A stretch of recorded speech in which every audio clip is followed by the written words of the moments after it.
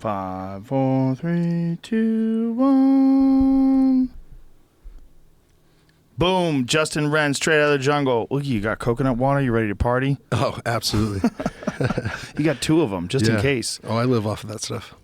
So, first of all, congratulations on your Bellator fight, man. You looked outstanding. Thank you. Thanks a lot. Look, it's really, like, clicking, man. It's really coming together, huh? Yeah, finally the muscle memory is back, and I'm at a new camp that's great for my style. Training with Rafael Lovato Jr., maybe the best American grappler for BJJ. Most accomplished, maybe. He's fantastic. Oh, yeah. good. You're in Oklahoma? Is that where he's at? Yeah, Oklahoma. Just moved there in December. So you moved there to train? Yeah, moved there to train. Wow, and interesting. Train alongside him, and that's also where Water 4 is headquartered out of, is Oklahoma City. How fucking convenient. Absolutely. So now I have the best of both worlds, my 2 passions right there. That's linked amazing. Together. That's amazing. He's really good, man. Yeah. Rafael Lovato has that pressure style, too, that Salo Ribeiro smashing style. Yep. Very fun to watch that guy. The only guy I've ever felt claustrophobic underneath, without a doubt. He's just, I can't explain it. You just cannot get away. That smash pass, that pressure passing, he just melts into you, and there's no escape. It's like he's melting and he's like glue. Yeah, Salo, Zhangji, that whole family of that style of jiu-jitsu, so powerful, man. Yeah, I've gotten to meet both of them now, training with Salo, and then Zhangji was there in our corner, so it was pretty awesome for a Bellator fight, having those guys there. I was kind of bummed out at Rafael Lovato's last fight because he stopped him with strikes. I was like, God damn it. Yeah, kicked him in the head, 13 seconds. Yeah, it was crazy. I mean, it's great to see him succeed and do well, but I wanted to see his jiu-jitsu. Oh, yeah, absolutely. I think Striking's people getting will, but he's an animal. Honestly, he's one of those guys that is so well-rounded, and you think he's just one-dimensional because of everything he's done in jiu-jitsu, but he grew up kickboxing. Oh, did he really? Yeah, his dad's been a lifelong martial artist, senior. He is an incredible guy, and he's been taking Rafael all around the world since he was a little boy, having him train mixed martial arts, not just jiu-jitsu his whole life. And he's fighting Bellator as well, right? Yeah, that was his first fight, so we fought back-to-back. He fought right before me. I fought right after him. Oh, that's nice, man. Yeah. Bellator's making some moves, man. You know, they're doing Mitrione versus Fedor, and they're going to... Lorenz Larkin just signed with them. Yeah. Rory McDonald signed with them. I mean, that's a stable now. They have a legit stable. Like, especially their 170-pound division is super legit. Oh, yeah. Daly, MVP. Lima. Yeah, Lima. Korshkov. Yeah. That's a serious division, man. And now Fedor. Very interesting. What did you think about the Fedor Mitrione thing where they had to pull out, like Mitrione had to pull out because of his kidney stone, and then they're going to schedule it again, apparently. Mitrione's that's cleared. Madison Square Gardens. Yeah. So June That's a 24th. pay-per-view, right? Pay-per-view, first one for Bellator. Pay-per-view's tough, man. It's tough to get people to buy something they've been getting for free. Right. And but I think this card they're stacking it pretty heavily. Chael Sonnen versus Vanderlei. Yeah. That's a good fight. That's where Rafael has been going down into, I forget how to say it, but Curitiba, Brazil, down there, and was sparring with Vanderlei before his fight. Sparring with Vanderlei is a fight, apparently. Yes. Apparently you're fighting. Yes. He sent me a meme of something like, let's train easy. And Vanderlei saying like, yeah, train easy, but it's that picture of him in Pride or something, or maybe training where he's jumping in the air and he's just coming down with a big hammer fist and going to land on you with his feet. Yeah. It's like, that's a light day. He's kind of known for that, just being a barbarian 24/7. Yeah. But that's why he was so fun to watch. Yeah. And I think what you said and just asked about what did I think between Fedor and Matt Mitrione when they had to pull out, man, I flash back right away to, do you remember whenever Stefan Struve had to pull out of his fight with Mitrione backstage? And they were... He was like blacking out or something, right? I think he passed out a couple times, and he was having that heart problem as well. But Mitrione was back there all gloved up, already taped up, had his gloves on, was hitting mitts. And then there were some of the behind-the-scenes cameras that caught a moment where I believe it was Dana coming back there telling him the fight was canceled, and Mitrione just was, cussing up a storm. No way. No, not at all. No. But then all of a sudden you saw it shift to where all of a sudden he was worried about Stefan, and he walked down there, went backstage or to his locker room, and man, he just hugged him, and Stefan was sobbing. And Matt Mitrione was just like, hey, it's all right, bro. I know if you could fight, you would have, and all that other stuff. And so I guess he had passed at least 1 or 2 kidney stones the fight week, maybe the couple days before weigh-ins. And then the day of the fight, they just started coming back out. I think he had something like 15 or 20 total. So, man, I know all the ladies out there, you're a lot tougher than us giving birth, but I hear this is the equivalent, for the men, is passing a kidney stone. I doubt it. Yeah. That'd be more like passing a marble. through your dick hole. You know, maybe even a golf ball. It seems like it's not even close. Yeah, it probably hurts. Definitely sucks. Yeah, it does. But that 15 or 20 of them, something like that, that'd have to be brutal instead of just 1 or 2. They are a side effect of weight cutting for a lot of people, right? Like I know Aldo had one, and I think some other fighters have had them too, and they think it has to do, there's some sort of connection with massive dehydration, which I'm sure Matt doesn't have to worry about, you know, fighting heavyweight. He doesn't have to cut the weight like that. So I wonder what caused his. Yeah, I don't know. But yeah, exactly. I mean, you're putting your kidneys through so much when you're cutting weight, especially those extreme weight cuts. Yeah, I'm lucky I'm a heavyweight. Very fortunate. Yeah, dude. Fuck all that, man. Yeah, like what do you walk around at? Like what's your... When you're in shape, like you're in shape right now, like what do you weigh? Yeah, I weigh 248. That's a good size, man, right? 245. The only thing they think that 240 number is like the right number for heavyweights. They feel like, I don't know who they are, I'm just talking shit, but they think that the conventional wisdom is when you get into 260s and above, and you know, like above 250, that there's a point of diminishing returns where you're carrying around so much mass. He can't really perform as well, but a 240-pound guy is so big and so strong that you can handle a 265-pound guy, but you have more endurance, and it's just a better weight. I totally agree with that. I mean, when I was living at the Olympic Training Center and wrestling there, the weight class was 264.5 or 120 kilos. And we always try to stay above it and then cut for to make weight, because wrestling, I mean, being the single sport of wrestling, like you need that weight. It's only a 6-minute match. Right. And then the new Greco-Roman rules, I mean, you get 3 breaks in between a 2-period round. Yeah. And so you're getting that weight, you need it to throw the guy around. When it comes to MMA, and you're adding in that, what is anaerobic strengths and cardio and everything else, you need it all. And so, yeah, my first 2 fights back, I was coming in heavier.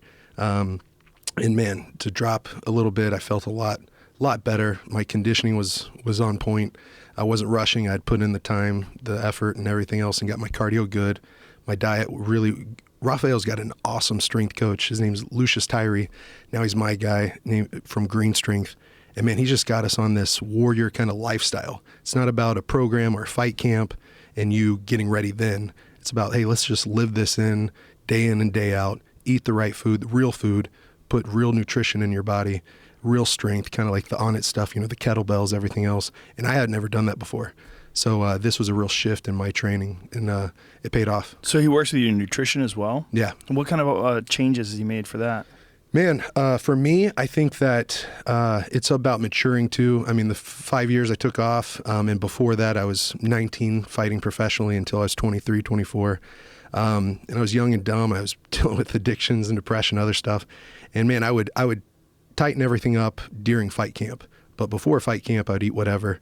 And this has just been, you know, having just tons of salads, eating meat, veggies, fruits, just fueling your body constantly.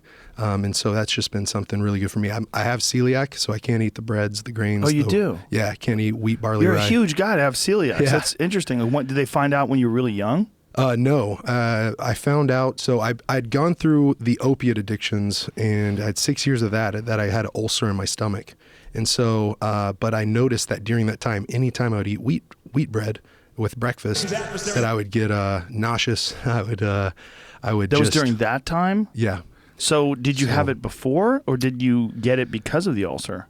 I think that probably triggered something, the opiate addiction and everything else. Then when I went to Congo, it really got bad, and I didn't know what it was. And then whenever I got back, I mean, having the malaria 3 times, dengue fever, black water fever, all sorts of intestinal parasites and bacterias. When I got back here, I was just wrecked. And so my doctor did some tests on me, and I was like, man, you aren't just any more gluten intolerant. Now you have full-blown celiac, and you're at the top of the chart. So you used to be gluten intolerant. Yeah. And then it became celiac, top of the chart celiac. Now, do you think anything has a connection to, for people who have never heard you before, you live in the Congo for long stretches of time, working with the Pygmies and digging wells, and you've caught malaria there on 2 separate occasions, but you've got it 3 times because it recurred on you, right? Do you think that might have compromised your immune system and contributed to the celiac disease? Yeah, absolutely. They say that my immune system was just shot. And so that's been, before that, the drug addictions, that took a toll on my body. Then going to the Congo, having the malaria, having other things, it's wrecked my body. And so now over the last 3 years, and that's why I am so thankful for a guy like Rafael modeling how to live this lifestyle, this just day in and day out. Lucius there to guide us, because I needed that. I really needed to rebuild my health from the ground up. Right. And to stay consistent with that. It's like when the fight's over, maybe indulge for like one meal, but then get right back on the grind. And so it's been, really, really great for me to live it out and to really, I don't know, it just felt like I'm finally healthy again. That's awesome, man. It's amazing you just come back after taking 5 years off and essentially not even working out at all. Yeah. And now, I mean, you look good in the first fight, but man, your last fight, you just really look tuned up. Yeah, thank you. It was awesome. I appreciate that. Now, when you say that you have celiac, so they're adjusting your diet accordingly. I'm really big into like fat-based diets these days. Yeah. Are you doing something like that? Are you on different kind of carbohydrates? Like how are they monitoring it? I'm definitely getting a lot more like coconut oils and the grass-fed butters and all that to have a high fat content with every single meal, breakfast, lunch, and dinner. I was still dropping weight. And so this is kind of all new for me, where it's like, man, I'm getting in a lot of fruits, veggies, carbs, and mostly fats, then proteins, then fruits and vegetables, and then probably carbs. I mean, I know carbs are in fruits and vegetables, but... So do they plan your meals out for you? Do you have like one of those? I have a meal prep place in OKC. Oh, that's nice. It's called Provision Kitchen, and it's pretty awesome because they have their own farm. Everything's organic, locally grown. Wow. And so, I just go in there and they're able to help me out. And Luke works with them, or Lucius helps me know what I need to tell them to eat. And so it's just, for me, man, I mean, being a heavyweight, a lot of times we haven't had to take a diet too strict. Right. And other times I would during fight camp, but I would just do what I thought was right and what was fueling my body, what was feeling good. For performance. Yeah, for performance. Yeah. But now it's just like all around health and performance. Like I need to perform like a machine, like a professional athlete. I need to fuel my body like that. And so having this team of people that are around, and I think that's why the move to Oklahoma City before coming back, having the 5 years off, then coming and being in Dallas, Fort Worth and trying to rush back, then moving to Colorado, trying to get the camp there, train at 6 or 7 different gyms, cross train. It wasn't really all clicking, but now being in Oklahoma City, there's Water 4 right there. There's Rafael's team, which he has world-class guys all around him. He's got the nutritionist and the right restaurants and places in place to where now I can just focus on training. And then I get to, in the meantime, or break time, I get to share the story of why I'm back to fighting. That's amazing. Now, this meal prep place, do you give them like, hey, I would like my food to be, 75% this, 25% that. This is the carbohydrate quantity I'm looking for. This is the amount of protein. So amount of calories. Basically, and I don't know exactly. I need to have a better input into it. But man, they've just really said this is what he needs during fight camp, and then I was focused on training, and so it was really good though, because I'm getting a bunch of coconut oil and avocados and everything else all throughout the day to make sure I'm having the high fat content. And how many times do you eat in a day? 3 to 5.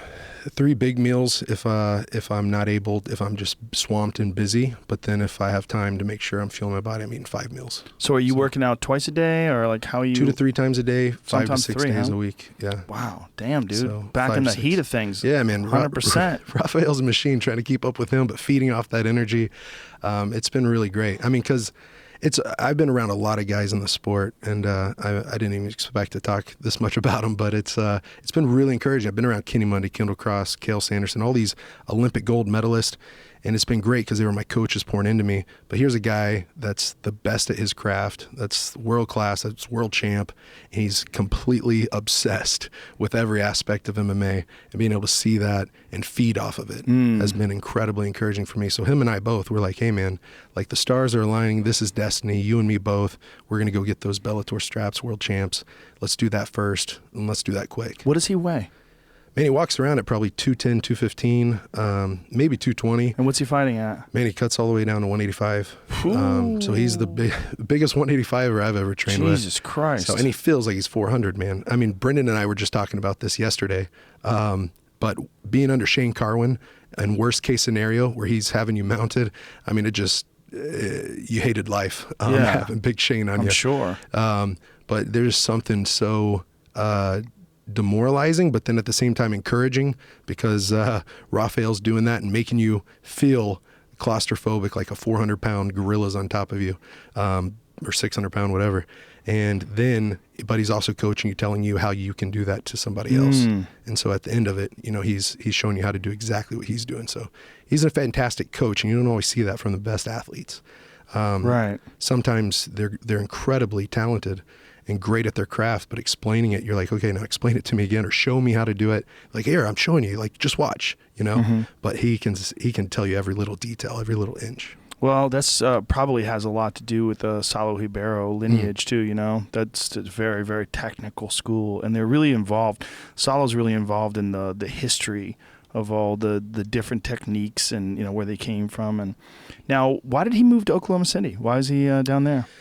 That's where he's from. So I think kidding. whenever he was like 6, 7, 8 years old, he moved from Chicago there. I watched a documentary on Flow Grappling. That's how I even got a hold of Rafael. Knew I was moving to Oklahoma City. I'm like, who's there to train with? I'm moving there for Water 4 and Fight for the Forgotten. And I saw that documentary. It's incredibly inspirational. Shows the whole lineage of him training with Salo and Shanji, and how he went to Brazil to train with them, live with them, how they came up to like Toledo, Ohio at first. He went there, and they were living in basically like this little apartment that was freezing inside in the Toledo winters, and they were having to put their gis over the heater to try to warm them up after every training session to get back in there and do it again. And that some of their best training matches were in the living room on the mat that they would throw out there right in front of the couch. And so it's just cool to see how these guys were, where they came from and what they've done now. It's like truly, for me, inspiring, because that's what I want to do now. No, I mean, that's the best way to do it, right? To just be with the elite of the elite in that one particular discipline, at least Brazilian Jiu-Jitsu. And I mean, you can get so much out of that, especially coming from your background as a wrestler. You know, I was super impressed with your arm triangle too, man. Thanks. Clamp down on that head and arm choke. That was nice. Yeah, thanks a lot. No, I think it's a great style because I'm coming in with a wrestling background. I've won a couple national championships there. And then to come in with Rafael, once I put a guy down, now I need to finish him. Yeah. And it surprised me, Lovato's wrestling, because he's actually got some good stuff that he does. But now I'm going to be able to show him that. He's showing me his world, and then we're growing together as boxing. So. That's so good, dude. That's so good. It's so interesting, too, because there's very few real submission artists today in the heavyweight division. You know, it used to be Fedor, when he was in his prime, was a submission artist. Yeah. Of course, Nogueira was the premier submission artist. Yep. Frank Mir, one of the all-time greats for sure, in terms of his accomplishments as a submission artist. But there's not a whole lot of that today. You know, you see knockouts and stuff, especially in the UFC. You don't see a whole lot of submissions. Right. Except Verdum. You know, Verdum can still submit people and win the title off of Kane that way. Yeah. So I'm excited because statistically, I think in my fights, if I've put it on the ground, I've already finished it. But now having that guy with me, coaching me through... I heard him in the fight. During the fight, I'm doing this, I'm doing that, and he's just telling me these little adjustments to make. Was he right next to you while you were... He was across the cage, but he's a good coach, and I had the whole camp to sit there and listen to him while he was off to the side. He's yelling at me, so I was you just really tuned trying his to voice tune in? Yeah. Nice. Trying to do that. And we used to do that at Grudge Training Center in Colorado. We would turn up the music. We'd blast it during sparring, and then we have our cornermen off to the side, and they're hollering and yelling. That way we're able to start trying to pick their voices out with like a distraction with loud music going on, just like in the fight.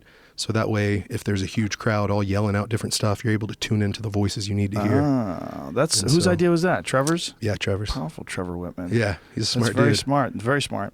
Now, how are you balancing out your full-time training now that you're moving up in the rankings in Bellator and, you know, you're being more and more successful, but you're also doing this for a cause, and for people who don't know, you are doing this for your Pygmy family, these people that you've sort of become a part of their world, and you've lived there for many, many months at a time.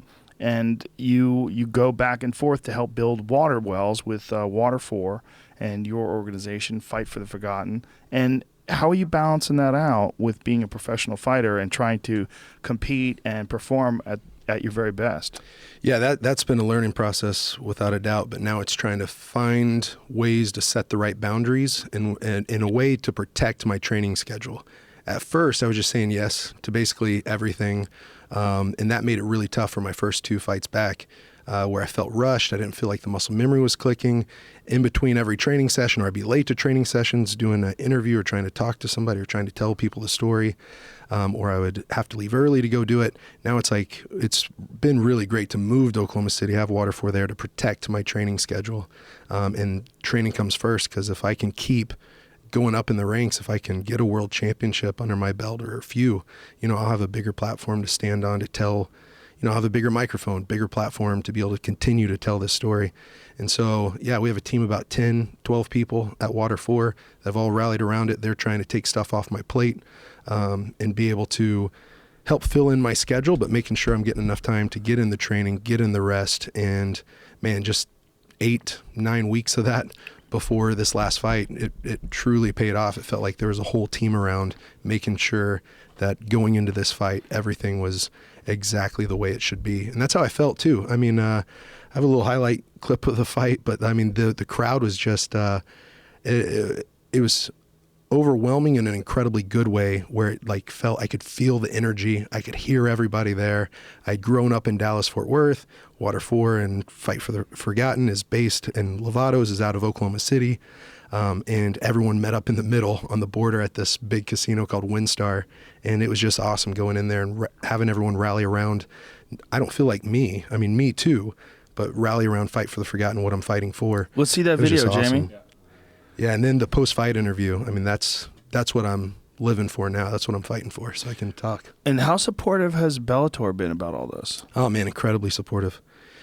It's blown me away. I mean, I get to talk about it and everything. So it's been awesome. There's Rafael up at the top left, big Josh Copeland to the right.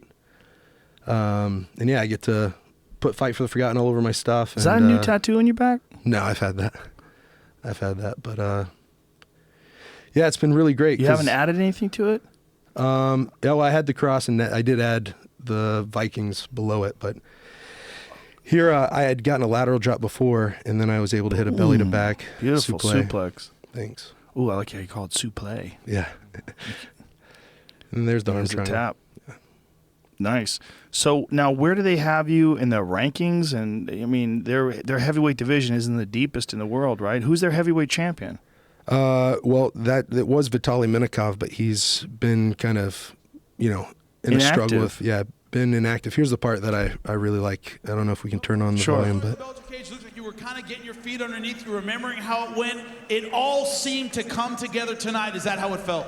Yeah, I mean, I got a lot of room to improve, a lot of work to do, but yes, it felt like the muscle memory was back. I'm in a camp that is so great for my style with Rafael Lovato Jr. and the team, big Josh Copeland. I'm just so blessed, encouraged, excited to be here.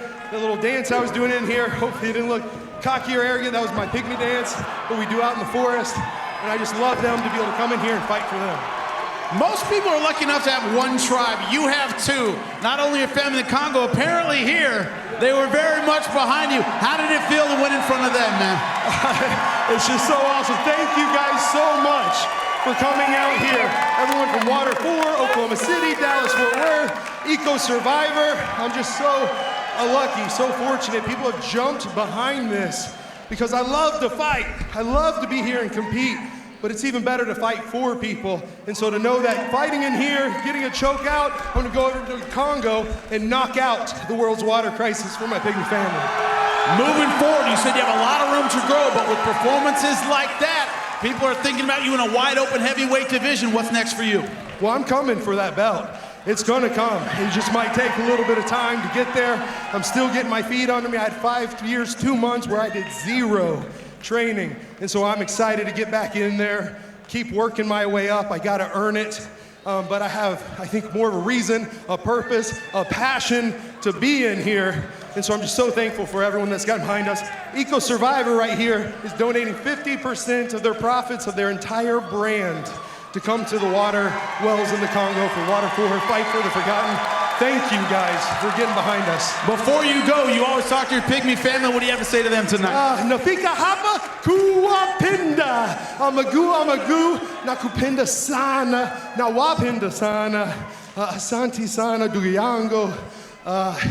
Man, I love them so much. I was saying, I'm in here because I love you. That's what I'm in here. Amagu, we are one. We are not different. And so, siku mingi, it's been many days. I can't wait to come back and see you guys very, very soon and drill some more wells. So. The big Pygmy, Justin Wren. That's a crazy platform, man. To be able to do that on TV like that in front of, I mean, who knows how many millions of people watch these I Bellator think events. that came to 1.1 or 1.2. Who was the headline?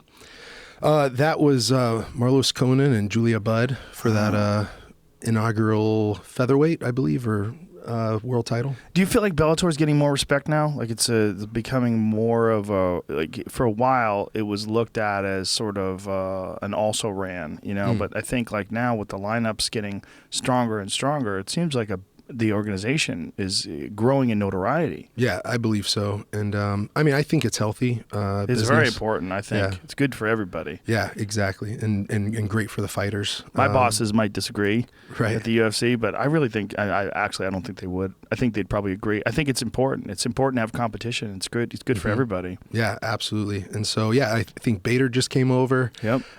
Phil Davis is over. Phil Davis is the light heavyweight champion now? Yep, absolutely. So you don't really have a heavyweight champion? Is that what's going on? Yeah, they stripped Vitaly Minikov of it because he's fighting over his contract allowed him to fight in fight nights or EFN over in Russia. I went over there, cornered Josh against Vitaly.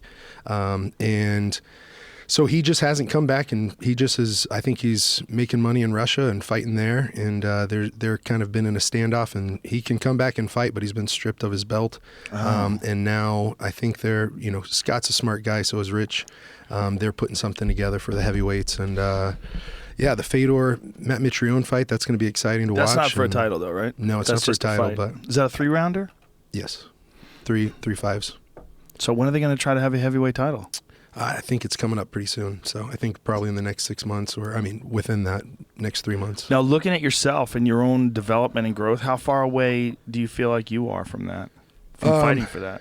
Man, I want it now. I want to take that now, but I think that realistically, being smart, strategic, get another couple wins under my belt, some good wins, where I get to go in there and really show to myself, to Bellator, one, I need to earn it, and two, I need to get a couple more real impressive wins under my belt. And yeah, I think I know who I am as a fighter, and I can hang with those guys. It's just I need to build back because it was a long time off. And, no, imagine. Yeah, it was a long time off, but train with great guys. I think in the next 2 or 3 fights, I'll really start taking big steps up, and then after that, maybe in the next 2-3 years, I'll have that belt. Yeah, they have their division is interesting now. Rampage is going to heavyweight too, right? Yeah, I think it's a catch weight against King Mo. I think that might be this next Friday or Saturday. So. Yeah. They're fighting in Chicago. Yeah, I've been reading shit talking online. Yeah, they keep going back and forth. I think King Mo keeps trying to fat shame Rampage, and then he's coming back. So, I love that expression. It's so silly. And one of fighters, fat shaming, when they're about to beat the fuck out of each other, call it fat shaming. So these lanterns you brought me, first of all, thank you. Yeah, and second of all, what is the deal with these bad boys? So this is the first product that they had developed, and it's Eco Survivor. They're also out of Oklahoma City. So and this is the company that's donating 50% of their money, their profits, to Water 4. Absolutely. And so all the packaging, this is old packaging. And let everybody know that Water 4 is the company that's building these wells in the Congo for the Pygmies, and this is the organization that you work closely with. Right. And so they started Eco Survivor so that it could be basically an empowerment mechanism. On all the packaging, it's going to have a picture of me, a picture of the wells, a picture of the Pygmies, and we're going to tell the story. And when they go to ecosurvivor.com, which I think just launched, looks great. You would almost think it's a nonprofit website because they're highlighting the cause so much. Right. But we're talking about how we make it sustainable there, empower them with sustainable business. And they're like, hey, we want to do that here. They were already a very successful company. The parent company's Jasco Products Company, and they make they do licensing things, lights and all sorts of things for General Electric and Energizer and Philips. I mean, they have 3,000 products on the market, so they're incredible. So there we go. Would you drink dirty water? Nearly 1 billion people have no choice. This is great, man. Yeah. So these things. Oops, I just turned it on accidentally. And so they're rugged. They are. Like I mean, I've done impact testing where I'm jumping up and down on top of these. What? They're that strong? Yeah, they're that strong. I can stand on it right now. Yeah, there you go. Put it down, stand on it. You'll be fine. I mean, my heavyweight butt gets on top of it and jumps around. And dude, this is incredible. Right? So, I mean, our team is using this in the Congo. There you go. Look at that balance. Doing yoga on this You motherfucker. are. What's that? The scorpion? I don't know what it is. I don't know. Pay attention. I just do what they tell me to do. That's amazing, man. Yeah. That's crazy. You can stand on this thing. So Yeah, you can probably chuck it around. I've done that with, I won't name any names of the competitors, but whenever I start to stand on the other ones, the bulbs crush and the things break. And yeah, so this right here, though, it's got carabiners. Our guys were using this till 1:30 in the morning, maybe a week ago. They put it up on the tripods, and then they're able to just go to work. Wow. So it's really great. What is the glass made out of? How's the glass supporting me? That part actually, so a dome, I do know this, that a dome structure is the strongest thing out there. Right, but it's plastic. Yeah, it is. It is a plastic. So it's just a super strong plastic. Super strong plastic. It's LED light, and it's got 360-degree omnidirectional lighting, which basically just means it goes all around, and there's no blind spots with the light for the most part. And then that's killer, man. Yeah, and then so from there we're going to do flashlights, headlamps, Bluetooth speakers that have battery packs in them, then just battery packs. Then we're doing walkie-talkies that have battery packs in them. No shit. Yeah, and so we're doing it to where the everyday adventurer can be part of it. But we're doing it so that way this stuff's going to last for our team in the Congo. And then when people are buying it here, they know that 50% of their purchase or the profits from the purchase are going straight to the cause. That's awesome, man. Yeah, that's awesome. Man, I've heard of companies doing, I love it when a company gives 1%, 2%, 5%, 10%, but I've never heard of a company. I mean, they're running this better than a lot of nonprofits are, giving 50% of the profits away. No, that's insane. That's incredibly generous of them. Yeah. That's awesome, man. Thanks. And so one more time, the company's called Eco Survivor. And what is their website? EcoSurvivor.com. And it's kind of cool, Jamie, if you can pull that up, even if you scroll down. So 2 days ago was World Water Day. Oh yeah, and right on there, make a donation, goes right to our page. Make a purchase. You can buy the lanterns right now. We have a lot more coming out soon. So right now it's just the lanterns. And then the headlamps coming out, because I use those. Yeah, hopefully I'll get you some. Hopefully I'll buy them. I want to contribute. Thank you so much. So and then it shows where the wells are being built. Yeah, wow, that's so cool. And then down a little bit shows the statistics, and it just shows. I mean, the average water walk, for instance, is 3.75 miles round trip for a woman to just go collect. Oftentimes dirty, most of the times dirty water. And heavy. 44 pounds. It's 20 liters, 5 gallons. Most people have no idea how hard it is to carry 40 pounds. Yeah. Oh, think about one of those kettlebells, right? Yeah. And then a lot of times the women do 2 at a time and the children do 1. God, and so these little girls can't go to school because in that water walk, they're not doing that 1 time a day. They're doing it 2 and 3 times a day because their household needs more than just 5 gallons of water. Yeah. And so a lot of times the girls can't be sent to school, or the kids can't, or they have to pick one of the kids that can go to school so the other ones can go collect water all day. I think it's over 1 billion days each year.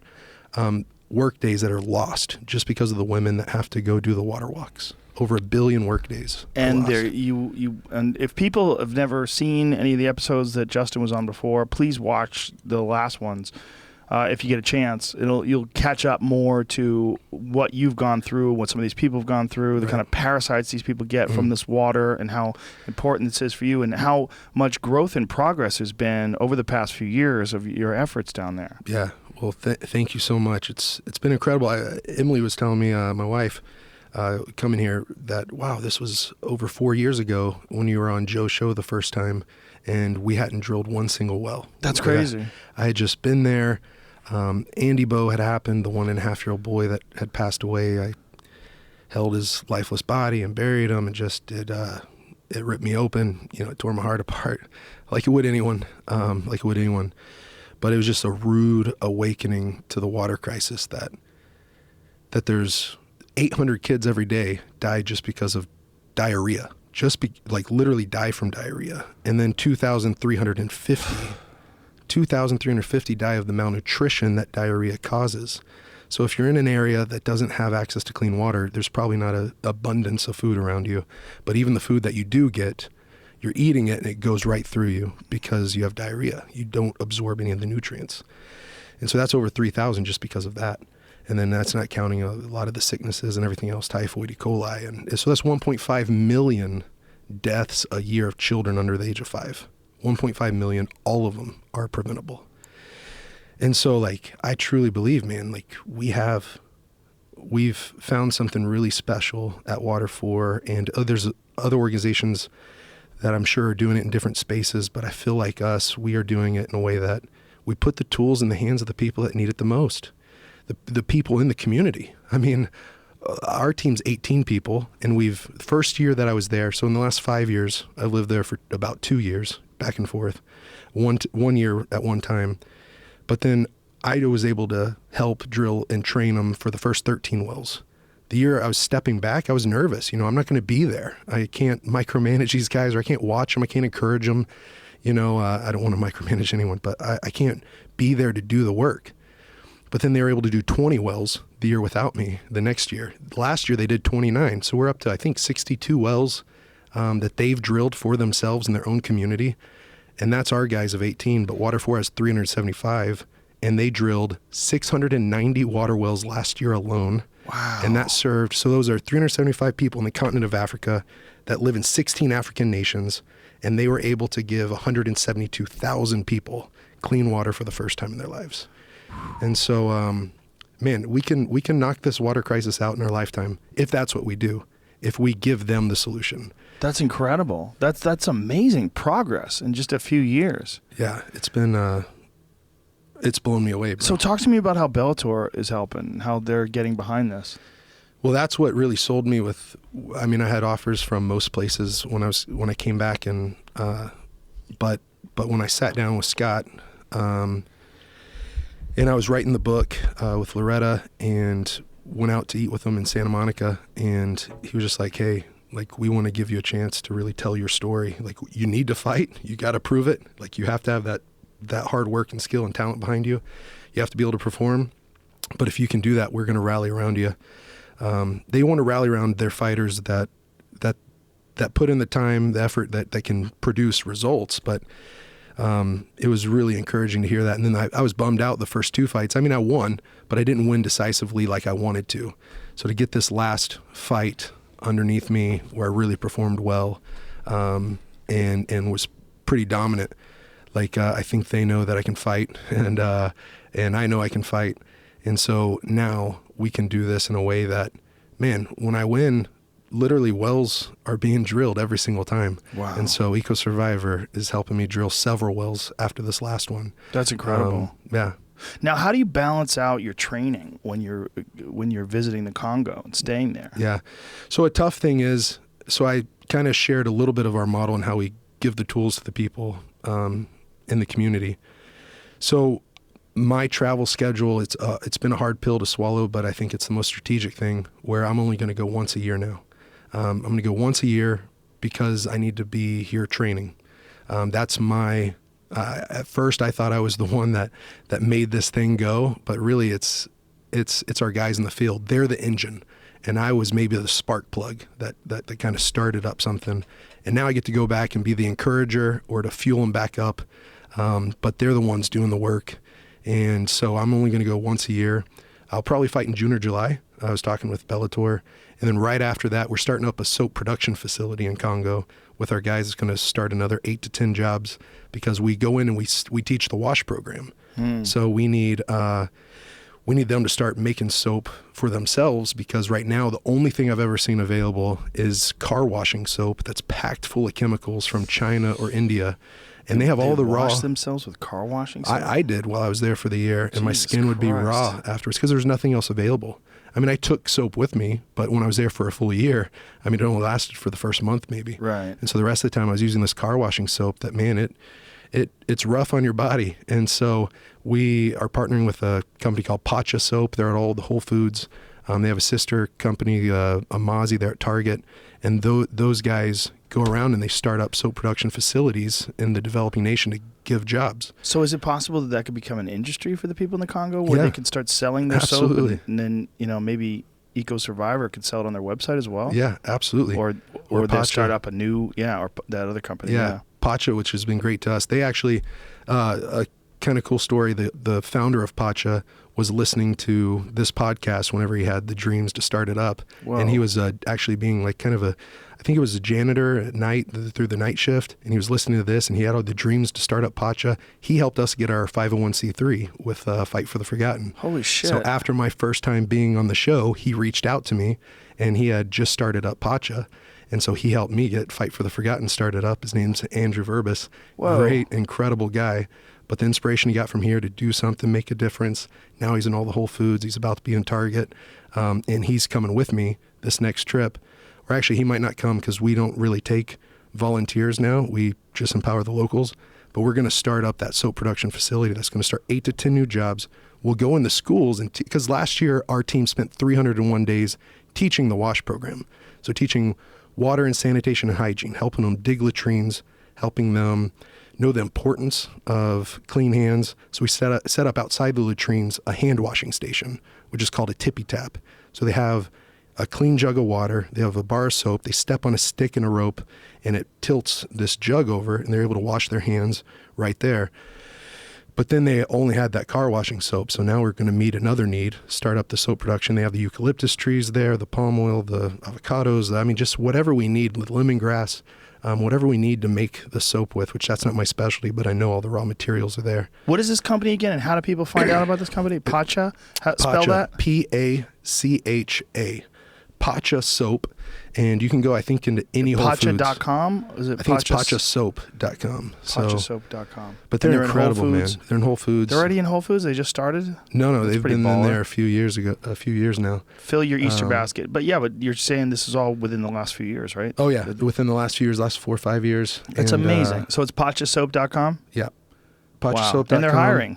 Look at that. There you go. Your purchase spread goodness. Yeah. Wow. And so they do a buy one, give one, but they do it in the right way, because they're the social entrepreneurship of like you buy one and then here and we give one in a developing nation. Right. Sounds really good. It's got the right heart, good intentions, but it can be very dangerous if it's distributed in the wrong way. So their buy one, give one actually creates jobs in the developing nation. Then they make it and then they sell it, and they're able to give it that way to their community. Instead of some of the charities, you buy something here and you go give it over there. And then when they go with huge amounts. And they say if they're dropping off shoes or clothes or whatever, the local people that have a shoe store go out of business whenever you bring in containers and containers of shoes. Or the guy that's repairing the shoes, the cobbler, the one that's making shoes there. So you can't just go into a community and give it out. I actually watched a documentary recently called Poverty Inc. Man, it was powerful, showing how charity hurts, or how there's also a great book out called When Helping Hurts. And it talks about, hey, charity's awesome and when it's absolutely needed, but it's very dangerous if you use it in the wrong way. You can cripple a community. And so how do we empower the local communities with a hand up? How does it cripple the community? By giving them something for nothing, and then they get by giving them something to for it? nothing. Either, that's first on the surface. They can develop a dependence mentality of just putting a hand out, because they got to get what they can get whenever people just show up, blow out of there. But the documentary Poverty Inc. goes in there and shows how in Haiti, their local farmers have been put out of business by government subsidies. I've been to Haiti and I've seen the American grown rice that's all just given out for free, or at the markets. The people that get it for free then go to the market and they beat all the local farmers because they got it for free, or they paid such a small price. They didn't really do all the work. So they're able to beat all their competitors, the local market. So they get it for free and then they sell it? Is that what you're saying? They can at little shops. They can do that, or they just get it and they don't need it. I think so it cuts off the local farmers who are trying to sell their own stuff, and they can, since they're getting it for free, they could sell it at a much lower price. Right, absolutely. And it shows, it dives deep into how it hurts so much in a way that, like, man, I think Haiti's they used to eat rice 2 to 3 times a week. Now they're eating it 3 times a day with breakfast, lunch, and dinner. And they're doing it, and it's all the rice that they have available to them are from the U.S. or from China or from India. And it's because these big farmers with a lot of power in the government. They're able to make deals with the United Nations and other places to be able to go in and give out their rice there. And they get paid for it from the government here, right? The U.S. government pays these farmers these prices, and then they go into a community and just give it out. And now, how do I say this in a way that it's not bad intentions? No one's trying to, I don't think there's these evil people trying to destroy developing nations. I don't think that's the case. But there's a model out there that's been the traditional model of, let's announce our arrival by throwing a parade. Let's throw a big party. Let's get a bunch of pictures, and let's leave to the next one, because we have such a big organization or so many funds or a big quota to hit. This is our goal this year. We have this many tally marks to get.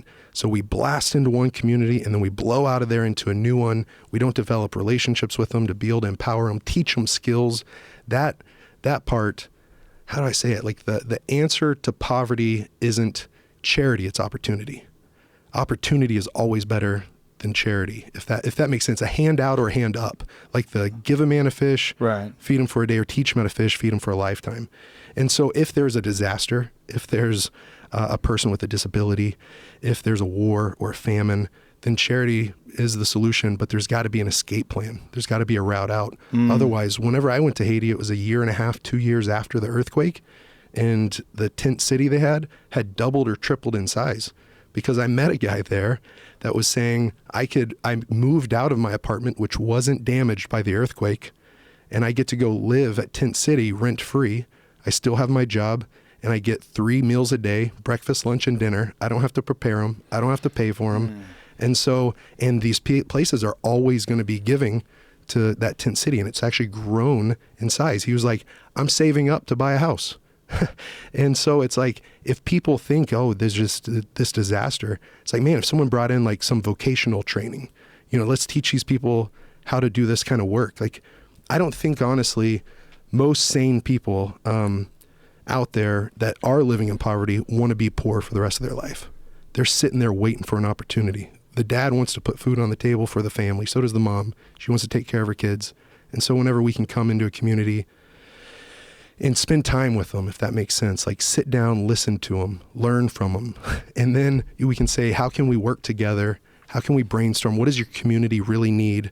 Instead of treating it like there's a cookie cutter solution or blueprint, that since it worked in this community, it's going to work in that community. Or since it worked in this country, it's going to work in that country.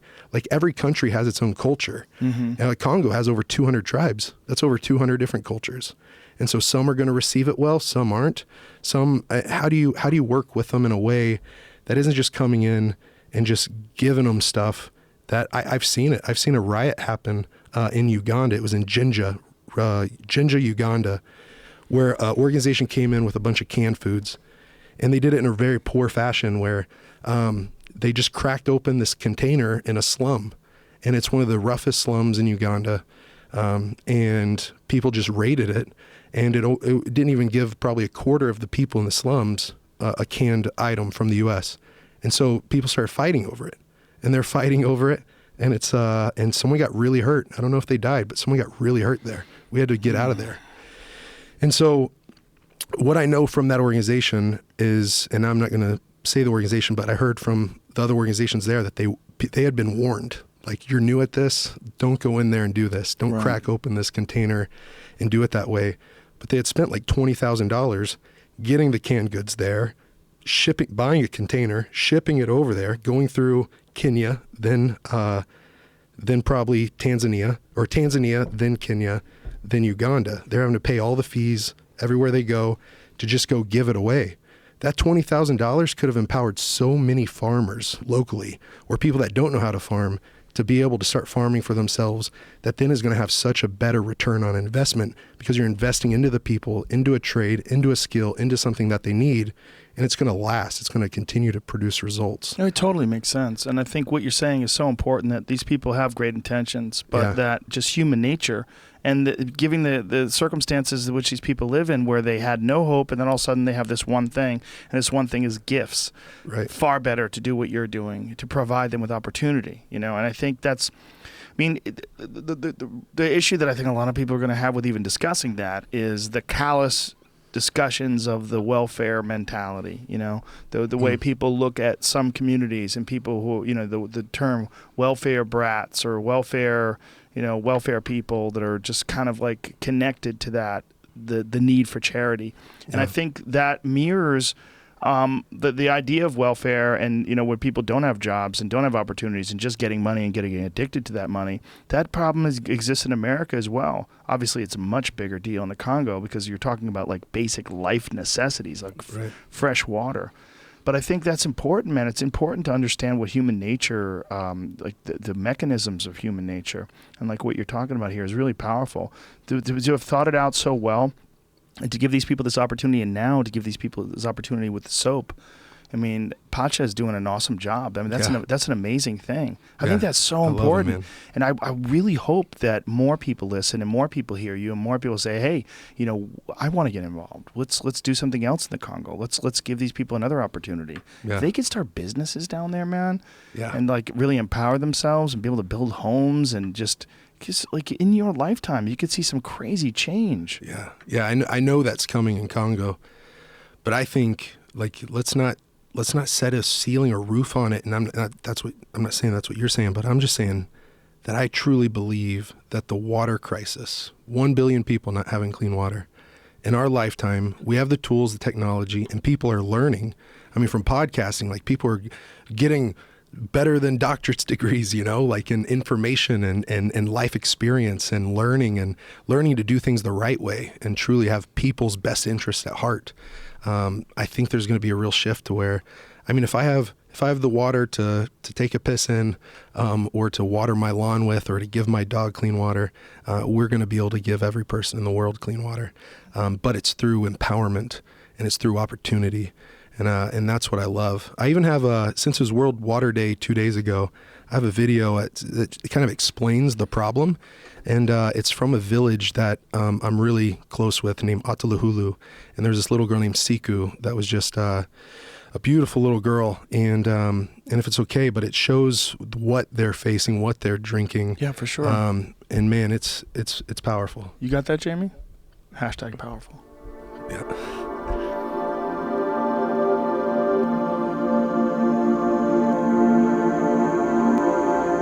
My hope for my children is for them to go to school, to grow in peace, and to be good and take care of me when I'm old.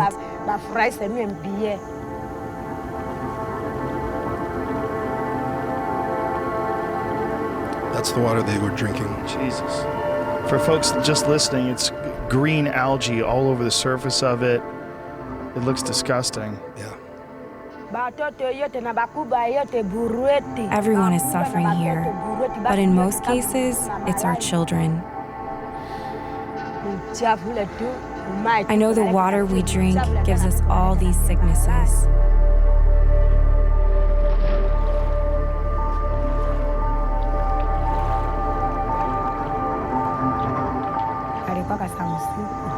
My daughter's name was Siku.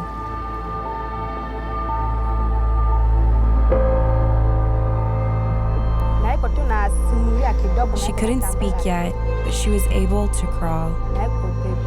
She was a baby. I suffered so much when she was suffering. I brought her to the hospital. She passed away there.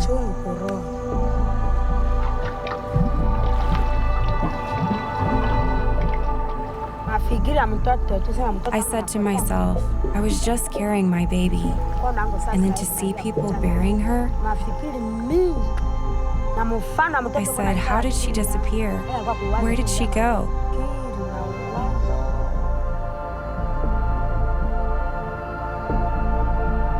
She's carrying this water on her head, folks. This giant jug. When I lost my child, I lost all hope for the future. We're watching a video of her walking through the Congo carrying this water jug on top of her head. This 45-pound jug. Fuck, man. That's hard to deal with. If someone like you wasn't paying attention to this, I mean, do you understand like what a huge role you're playing here? Is that? I mean, it's surreal, and but at the same time, like I think that's why I've completely, wholeheartedly dedicated my life to this, because that was the first promise. I didn't know that we could do anything with land or water or food at first. Now we have 3,000 acres of land, drilled the 62 wells. We have 3 farms up and running. They're about to start the soap, but man, like, I didn't want to make any promises that I couldn't keep. And for the chief to come to us and say, hey, everyone else calls us the forest people, but we call ourselves the forgotten. It wrecked me. And then he said, can you help us have a voice? Because we don't have one.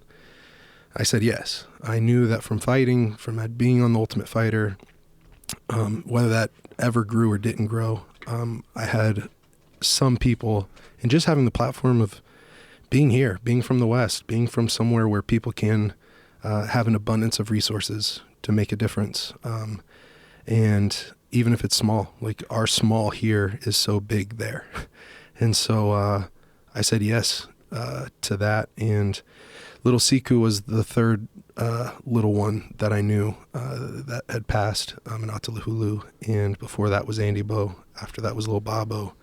A little girl named Mo also, and Sangule and Kaptula, and Siku. And these are all kids I knew that I was I'd become friends with over 2 years living there. And so having either held them or buried them or having played, grown up, knowing their families, or seeing some of those kids grow up and then their lives get cut short, it's been like, man, like, when I fight, it's in honor of them. When I talk about this problem, like, I know it's not just I read about it or I just maybe saw it and it hurt for a little while. Like, I knew them, like those kids, 800 kids a day from diarrhea and 2,350 from another, 1.5 billion a year. Like, I know the names of some of those kids and had relationships with them and their families. And so, like, I never would have thought that I would be in a position to try to help, or that I even knew about the problem. I didn't, until it hit me upside the head. But now that's where my life has gone, that's what I'm going to dedicate it to. Wow. That's powerful shit, dude. You're living a fucking crazy life. Yeah. You really are. I mean, you're really living a life of purpose. It's so rare that someone does it at such a high level. You know, I mean, you're in a very strange situation, a very strange driver's seat in life. Well, yeah, it is definitely strange, but thank you to you, man, for even allowing me to have this platform before we drilled. I mean, like, we were getting to it, but we hadn't actually completed it yet. It's kind of how Andrew was listening to JRE while he was being a janitor, had this dream. I had this dream, and you allowed me to come on and share about it. And so many, like, stars have aligned because of that.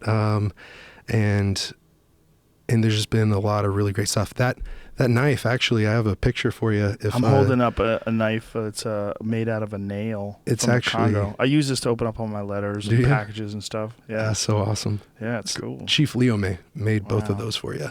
And I think on that little file it says knife. And I actually had a picture I didn't get to show you yet, but this is how he makes the knives. But he just finds the nails out in the forest and some ladders or different things, and he pulls them out. The people deforesting the rainforest, he gets their nails and makes them something useful. And so that's a picture of the knife. I think there might be one more picture of him making the knives. So what he's doing is he's taking a nail and he's hammering it flat. Mm-hmm. He's taking this big spike nail, like a construction nail. Mm-hmm. Like a railroad kind of thing. Yeah. And not quite a railroad. Or the one in his right hand. It's like a framing nail, right? That makes sense. Oh, the one in his right hand that he hammers it down with. He uses as a hammer. It's a railroad spike. Yeah. And so just really creative. And this is actually, if you pull up the other one that says, there he is with some of the kiddos. This little Swazi on the right. And there's the huts behind them and the twig and leaves. They make those kind of doorways in there. And it's just been really cool. They live on 247 acres. It's land that they have for the first time. And oh man, so that video was powerful because it showed the problem, but there's actually one that's with Chief Leo May.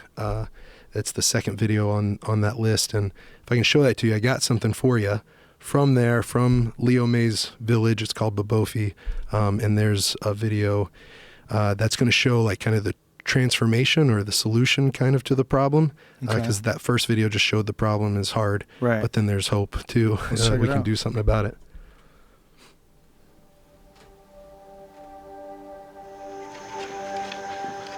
Real transformation changes the present and the future.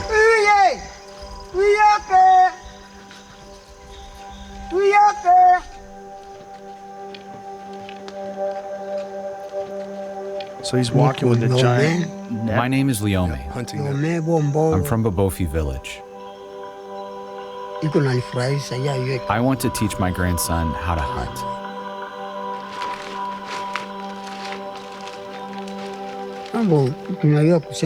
We are teaching these young boys this because this is our original way of life. One day we'll die, but these young people will live on.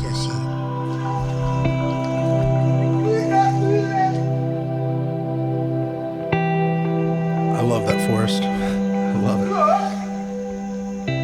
It's gorgeous. People treat pygmies like we aren't important. They think we're stupid.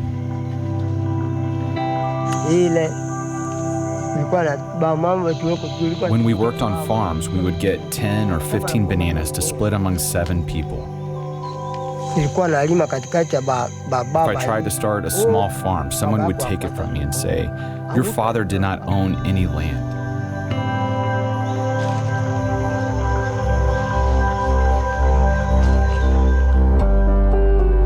In 2013, Leo May's village received land of their own. It's about 247 acres.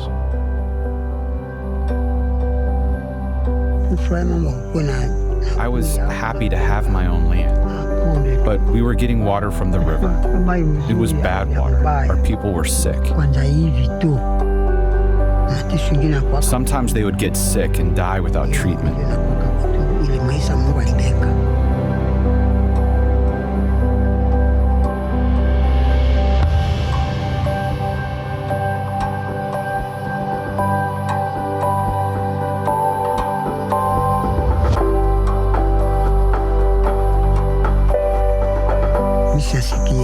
I've never heard of anybody getting sick from the water since we've had the well here.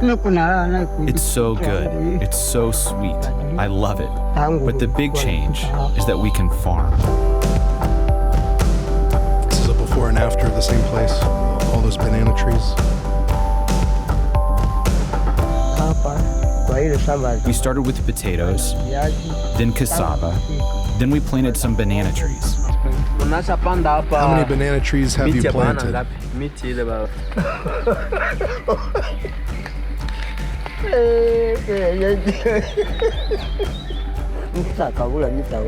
cannot count. It's a lot. I can't finish counting.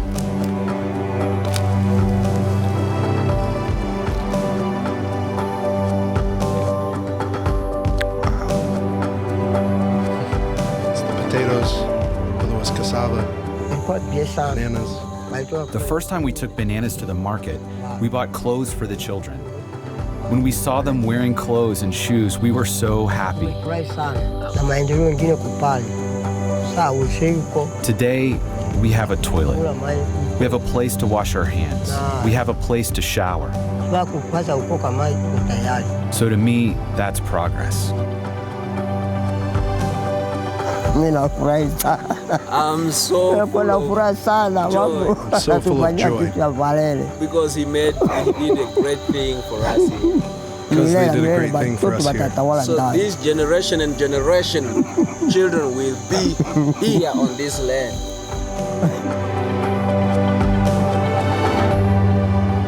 Wow. That's intense. Whew. Imagine living your whole life in despair, and then all of a sudden, over the last few years, things radically change for the better. That's powerful, man. Wow. Whew. Man. what a crazy thing you're doing, Justin Wren. Well, I to be completely honest, man, like I got to be the spark plug, but man, there's a big engine around this. Oh, I understand. Stateside Water 4, without a doubt, all of our supporters, we couldn't do it without them. But mostly, we couldn't do it without the people on the ground there in the Congo, 18 Congolese people with a heart to change, be the change in their own country, to change the country from the inside out, countryman to countryman, not being dependent on others. I mean, they're starting to secure water contracts to drill wells and do water projects in their own country, so that way they don't have to be dependent on us. I mean, our team in Uganda is over 70% self-sufficient, self-funded inside the country. Our guys in Congo are close to 50%, and we're on track to get these teams to where they're 100% self-sufficient, to where we just come in with the training and the techniques and the tools, but like they don't need us to fund it anymore, so that way we can go off to other places and do it again, replicate it. Wow. So what is there a long-term strategy in terms of? Yeah, so basically things that work in their context, so that way we give them like the manual drilling. One instance, I don't know why this Swahili proverb just popped in my mind, but they say, you Americans or you Westerners, you guys all have watches, but we're the ones who have time. And so does that make sense? Like, you guys all have watches, but we have time. Right. And they see us as always rushing and trying to get this done and that done and this done. And they're like, hey, it's good to go out and crush things and get so many goals and so many accomplishments under your belt, but let's make sure we're doing it all the right way. So that's what I mean, honestly, I've learned from them, slow it down so you can do it right, do it correctly. I've even started to implement that into my lifting and training, right? Like, slow things down, do it slow, controlled, and do it correctly instead of just trying to put up a bunch of weight. And so they slow things down. And honestly, the long-term solution is reason why we don't take volunteers anymore. And I've only taken 2 people with me to the Congo, but they were geohydrologists or engineers that needed to come. But the reason is because when you take volunteers over, most of them are going to be amateurs, or they're going to be white belts, if I put it to a MMA or BJJ analogy. And our guys in the field there, they're becoming black belts, or they are now, after years of training, years of development on this, since 2011. I mean, our guys in Congo have drilled those 62 wells, but they went to Sierra Leone. They taught a team in Cameroon from the ground up. They went to Uganda, Kenya, and Rwanda. And these teams are all working together, and they're going off after they learn how to do it. They're going to other communities in their own country, or they're going to another country. It's so cool. We have this dynamic going on between, we call it the Virunga Initiative. There's the Virunga Mountains that are on the border of Uganda, Rwanda, and Congo. Now, there's so many rebel groups that are there, and those countries have been at war against each other. Like, the people from those nations pretty much hate each other. Like, they all blame the one another for, you guys are doing this in our country, and you're sending rebels into our country, or your government soldiers are actually pretending to be rebels, but they're working for the government and they're stealing our gold and our diamonds. And anyway, so they don't work together. But now our well drillers that are from Rwanda and Uganda and Congo, they're all working so much together. We get everything in from Uganda. Our team goes to Rwanda from Congo to teach them how to train. But that Rwandan team comes over to us and teaches us business principles. And so it's just been so cool to see how they're working together, and how our guys in Congo are holding Ugandan and Rwandan flags over their back, taking pictures, and the other guys are wearing Congo flags over their back. And our team that came from Uganda to live with me for 3 months, and our team to help us really get off the ground and start learning, they had drilled over 100 wells for their fellow Ugandans. They left for 3 months to come live with us in Congo. Their first day there, the car flipped, their taxi driver flipped the car, ran over a woman, killed her. They don't speak the Congolese Swahili or French. They're from an English-speaking nation in Uganda. And all of a sudden, the car was looted, it was torched, and people were chasing them down, wanting to put tires around them and set them on fire and burn them and kill them because they were Ugandan. they got in an accident. It's the whole mob justice kind of mentality that happens. Like if they send them to the jail or court, they know that, justice probably won't be had if they have money on them. And so people just want justice then. It's kind of wild over there in that area of the world. So these Ugandan guys literally knew they were risking their lives to come live with us in Congo just because they're hated by Congolese. But then whenever they flip their vehicle, first day there, they're on the border basically still of Uganda. They're in a town called Nyoka, which means snake. And they hit a lady, it killed her.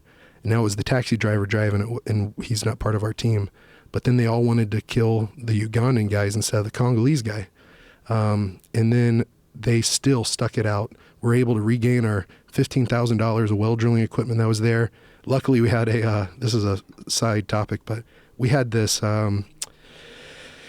water filtration system that was from solar panels, and they had these 2 big chambers on it, and in the middle is this timer that you literally twist, and it goes for an hour, and it has a green and red light on it, and it ticks, tick, tick, tick, tick, tick. Well, we had it locked up whenever it came from the States, and our Ugandan team picked it up, and they go, hey, the something called TSA broke off the lock and left you a note. And so they were checking it because it looked like these 2 chambers and a timer, and it looked like it could have been a bomb in this big Pelican case. So whenever the Congolese guys looted the car, set it on fire, they ran away with it and hid behind a hut. Well, whenever they opened that Pelican case, all of a sudden they thought it was a bomb, and they ran away and left all of our stuff there. So whenever they found out that these guys from Uganda already risked their lives to come here and teach Congolese how to drill wells for themselves, they were truly good guys. It was just an accident.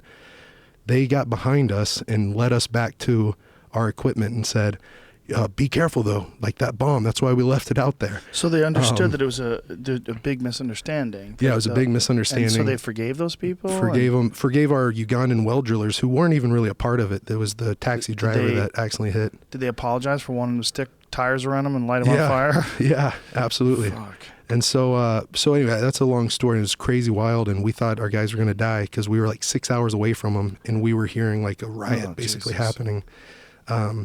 But it was so cool, man, that we got all our supplies back, and then afterwards, we helped with the burial process and the funeral and everything else. Even though it was the taxi driver, not us, we felt so bad that had happened.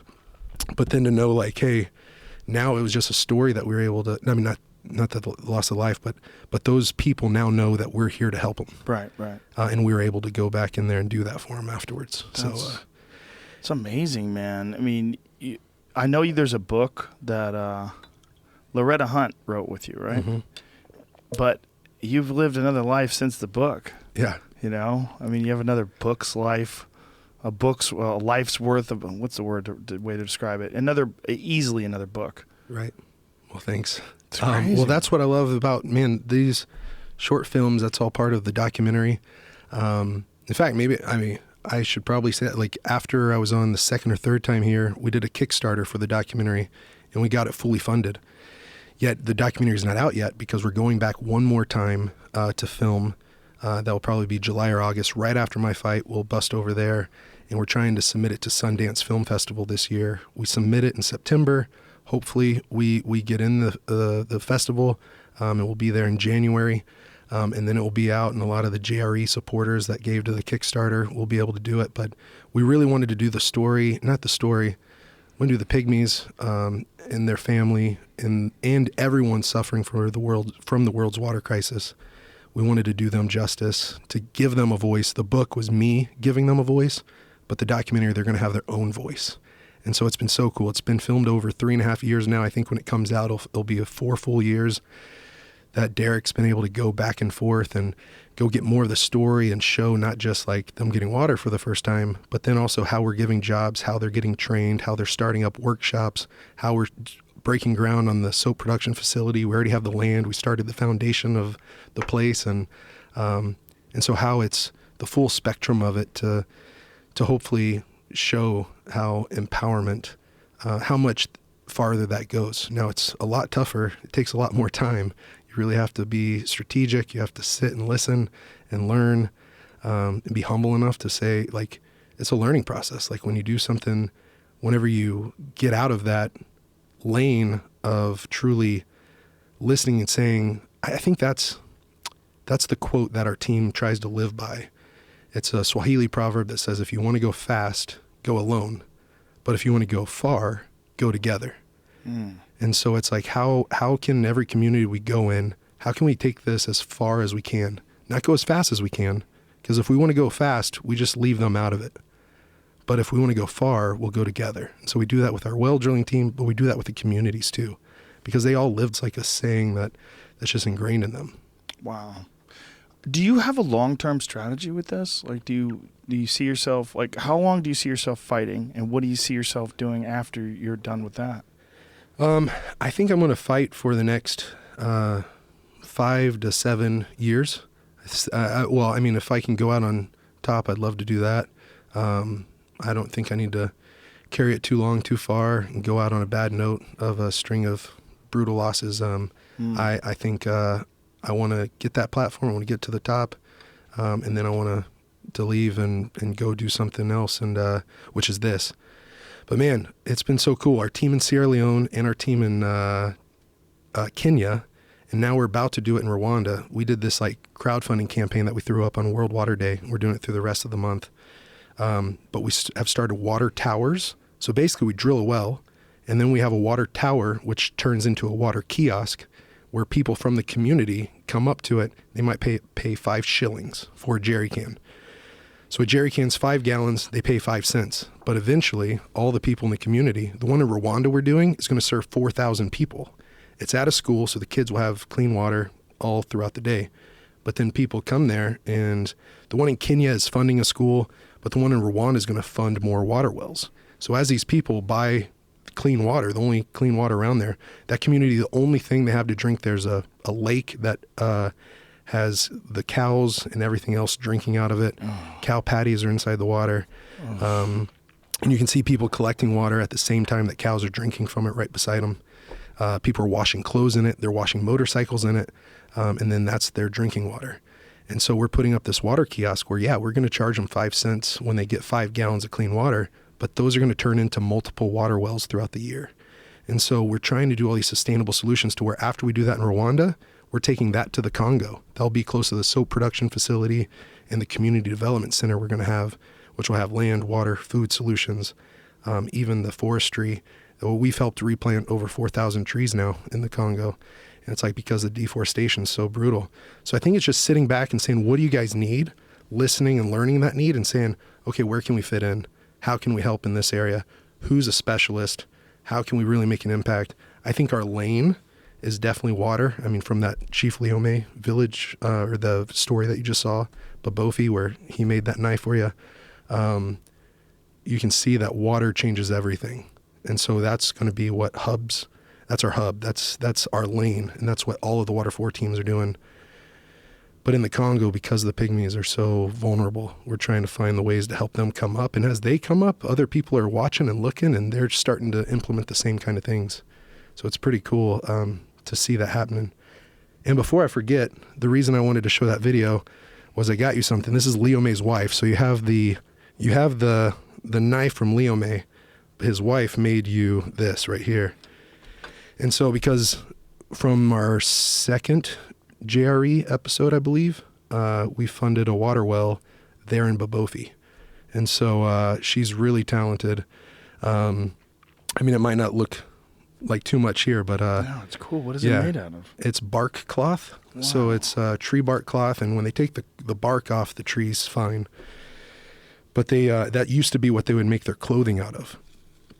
Their clothing, they would make other materials out of them. They can make these little kind of carrying cases or backpacks kind of out of it. Do they treat it with something? Like, how do they get it so soft? They pound it down, and I haven't seen the whole process, but I've seen the bark and where they pull it off, and then they kind of beat it down until it's this like cloth. I know that this right here, wow, when I've been doing research, they have those Pygmy, Mabuti Pygmy paintings that are made out of bark cloth at like our National Museum of History in New York.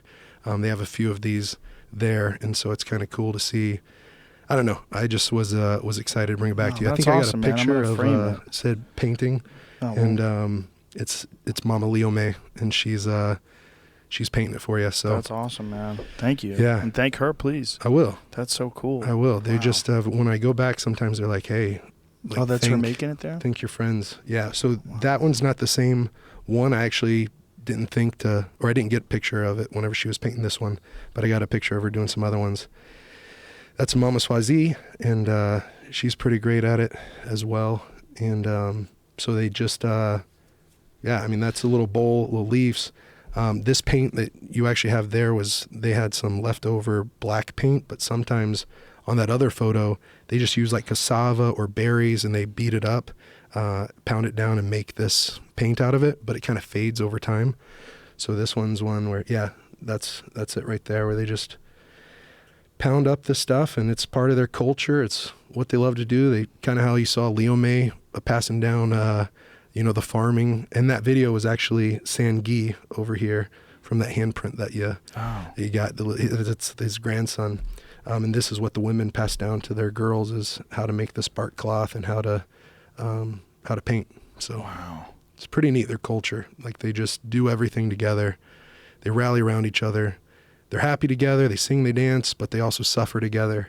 If one person in the community is lost, even for instance, so it might sound weird in our culture, but let's say a mother passes away who's like she's breastfeeding, right? And she passes away, but the baby survives. Some other woman in the village will take the baby up and start taking care of that little one. And there is an adoption in the Pygmy culture. Like no one needs to be adopted because the community rallies around them.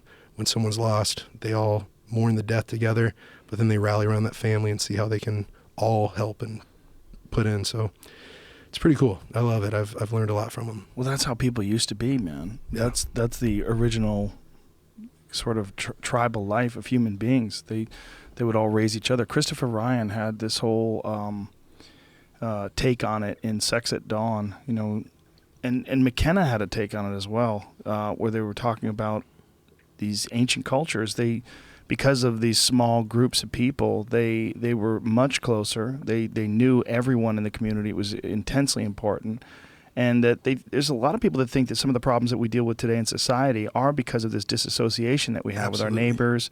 And we don't have a real sense of community. I mean, I know like 2 or 3 of my neighbors, and I see them once a year. Yeah. I say hi, wave, how's everything, man? Everything cool? All right, good seeing you. But that's it. There's no real community. There's no interaction. There's certainly no contribution as far as like working together to gather food or water or anything like that. And I would imagine that these people were just intensely close. Yeah, absolutely, man. That must have been a big part of the attraction to them, like when they took you in and you were living with them. And yeah, absolutely. I mean, I think the average Mabuti Pygmy village is only 85 to 150. On our 10 villages that we help and have the 3,000 acres of land, it's over 300 for each village.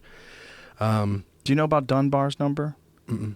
Dunbar's number is a number that, it varies, but the number's somewhere around 150 for most people. There's a number of people that you can keep close relationships with. Oh, wow. That you really only have room for 150 people in your head. You essentially have hard drive space. Wow. Yeah, and that seems to be related to ancient tribal communities that people had, that we developed that way. Yeah. That we developed these small groups of 50 to 150 plus people. Yeah. And then when you get larger than that, things get weird. Yeah. Well, no, that's so true. Like whenever I went through the 6-year battle with Oxy and just narcotics or pain pills, like I don't know, I would always be able to isolate super easy, right? Because when you're in your home, you're completely alone. Yeah. And so it's different when you're in a village, and with the Pygmies, you saw some of those huts, how small they are. Yeah. Seriously, in several of them, whenever I'm sleeping, I have to sleep in the center and I have to have my feet out the door because it's so small. But it's, you only go in there when you're going to sleep. Or if you're not feeling good and you need some rest, or the sun's right over your head and you're hot. But besides that, you're cooking, your kitchen's outside. That's where the people is. That's where you do life, is outside of your home, around the campfire. We call it Campfire University because that's where we've been taken to school from the Pygmies. That's where they teach us the most about life, is around the campfire, learning their culture, learning about their kids, learning about the hunts, learning about how they make this, make that. And it's where you get to do life together. And so it's something really, really cool. Honestly, I told them, they want to know a little bit about my life. And I told them that I went through drug addiction for 6 years. And, you know, they don't really struggle with that at all. And then I told them I got really depressed. And I told them I got really sad. And I told them that I got so sad that I decided one time to take as many pills as I could and drink, it was like half a bottle of Everclear or more, and snorted a bunch of Coke and just wanted to end it all. So, I mean, I told them that I was suicidal, and I won't ever forget how they looked at me almost dumbfounded in a way of like, and then one of the questions the chief asked me said, well, wouldn't hurting yourself only hurt you? And so the whole concept of, I guess what I'm getting to is they had never heard of anyone killing themselves. Like maybe they had heard stories or something like that, but they have never known anybody that actually killed themselves or heard of it. It's not something that their community, their culture, the Pygmies kind of untouched out in the forest or even not up in the cities. Like that's just something that they don't struggle with there. They're struggling so much day in and day out with struggles that are so deep, and they see their family and they do life together, that I think they just have so much more of what we were just talking about, so much more of a support system, people that will rally around them. When you lose a family member, everyone rallies around you. Like whenever I go to the funerals, it's the worst thing in the world. The sounds, like people don't try to compose themselves. They don't try to dress the body real nice and have flowers all around. And now losing loss of life is always tough, always terrible. But there's something we do here in our culture where we make it, try to make it as nice or smooth or almost pretty as possible. You know, the person's dressed really nice and has the flowers, and you compose yourself to come there. You gather yourself, you prepare the eulogy. There's a program when you step in there. People get handed something and you know what's going to happen there, so you kind of can all compose. Man, there it's just so ugly. It's so raw. It's so real. And it's so like in your face, and it just rips your heart open to where people are mourning. I saw J-Lua, whenever Babo, me and Ben were the ones that told J-Lua, he's the chief, about his grandson passing away. We were there when it happened. He wasn't around. He was out collecting or gathering. And we met on the same path together, and he saw it in our face that he knew Babo was sick, but now he knew that he was gone. And I remember J-Lua just falling on his back into this, off the side of the footpath, into like this pile of brush, like probably 2-3 foot tall, where he like sunk into it. And he was just squirming on his back. You know, he's like in his 60s, and he's watched so many of his grandchildren like pass just because they don't have clean water, and seeing him squirming, almost wanting to like crawl out of his skin, you know? And so, but I don't know. I don't want to be a bummer. I'm just, no, just express yourself. Don't worry about that.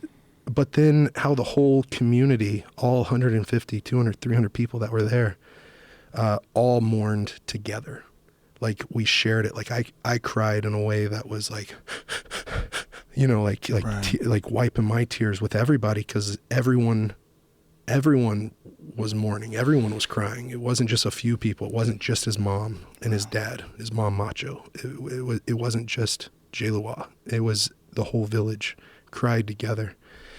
And so I don't know, but for me that makes it seem like, I don't know if I don't want to make too many connections between our culture, because they're completely different, or a lot different. But I think here a huge cause of divorce is the loss of a child.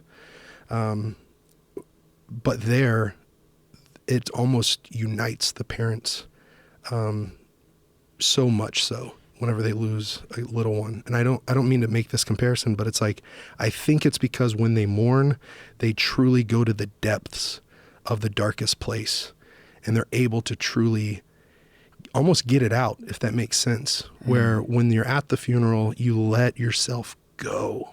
You just let go. And it's okay, however ugly or however you handle it, whatever emotions come, you just ride that wave, if that makes sense. Do you think that because their life is so difficult, that life itself becomes more precious and the loss becomes more powerful, more intense, more raw? Wow. Yeah, I needed you to sum that up for sure. Yes, I do. I think whenever you struggle so much, you become so much more appreciative and grateful of life, of every breath you take. Well, that's got to be connected to their lack of understanding of suicide, because our idea of what a difficult life is, it's difficult, but there's food and shelter and there's, and really the easiest place to live in the world, all those things connected. Whereas with them, just staying alive is such a struggle, and getting water, which is so easy for us. Anybody can walk in any bathroom and any gas stop, turn the water on, water comes out. I mean, water's not hard to get in America. Even with droughts, it's easy to get water. We water fucking golf courses with millions of gallons of water every day. Yeah. Our understanding of what a struggle is so different. Yeah, and I think whenever we struggle here, we can go hide away, and we don't have to deal with it. Right. We don't have to have conversations about it. We can almost escape it. We can escape it with our toys, with our technology. We can just bury our face in our phone or a computer, or sit and watch a movie. And like whenever those uncomfortable feelings come up, we can try to ignore them or suppress them, if that makes sense. Yeah. And it's almost, man, this is going to be a weird, strange curveball or left turn, but it's almost like I've started floating recently. And whenever I go in there, into the tank, it's like you're left alone to your thoughts, right? You don't have that technology, you don't have this. And so you can deal with stuff, and you can try to focus and let go. And for me, it's been really beneficial. And so I know that sounds weird for me to make that connection, but whenever you're just left alone with your own thoughts, you can go deep. Yeah. And I feel like our culture here, if we compare, and I love our culture. I'm not saying there's so much wrong with it, but I feel like there in relationships, you go an inch or two wide and you go a mile deep in the Congo. You get to know people. And then here, a lot of times you go a mile wide, but you only scratch the surface. You don't go beneath the topsoil that much. So you do sometimes with few people. There's only few people we trust with that, But it's almost like there, everyone's so open to going deep with one another. And because of that, you get to know each other better. You get to truly hurt when they hurt. You get to laugh when they laugh. You get to cry when they cry. And man, I don't have to keep going on about it, but please. Listen, don't apologize. There's a real argument for the way that we live right now is not a way that we were designed for. Meaning that not that it can't be sustainable or manageable and you can't figure out a way to live a harmonious life in a modern context, right. But that a lot of people think that we would naturally fit right in a tribal environment, that it would feel natural.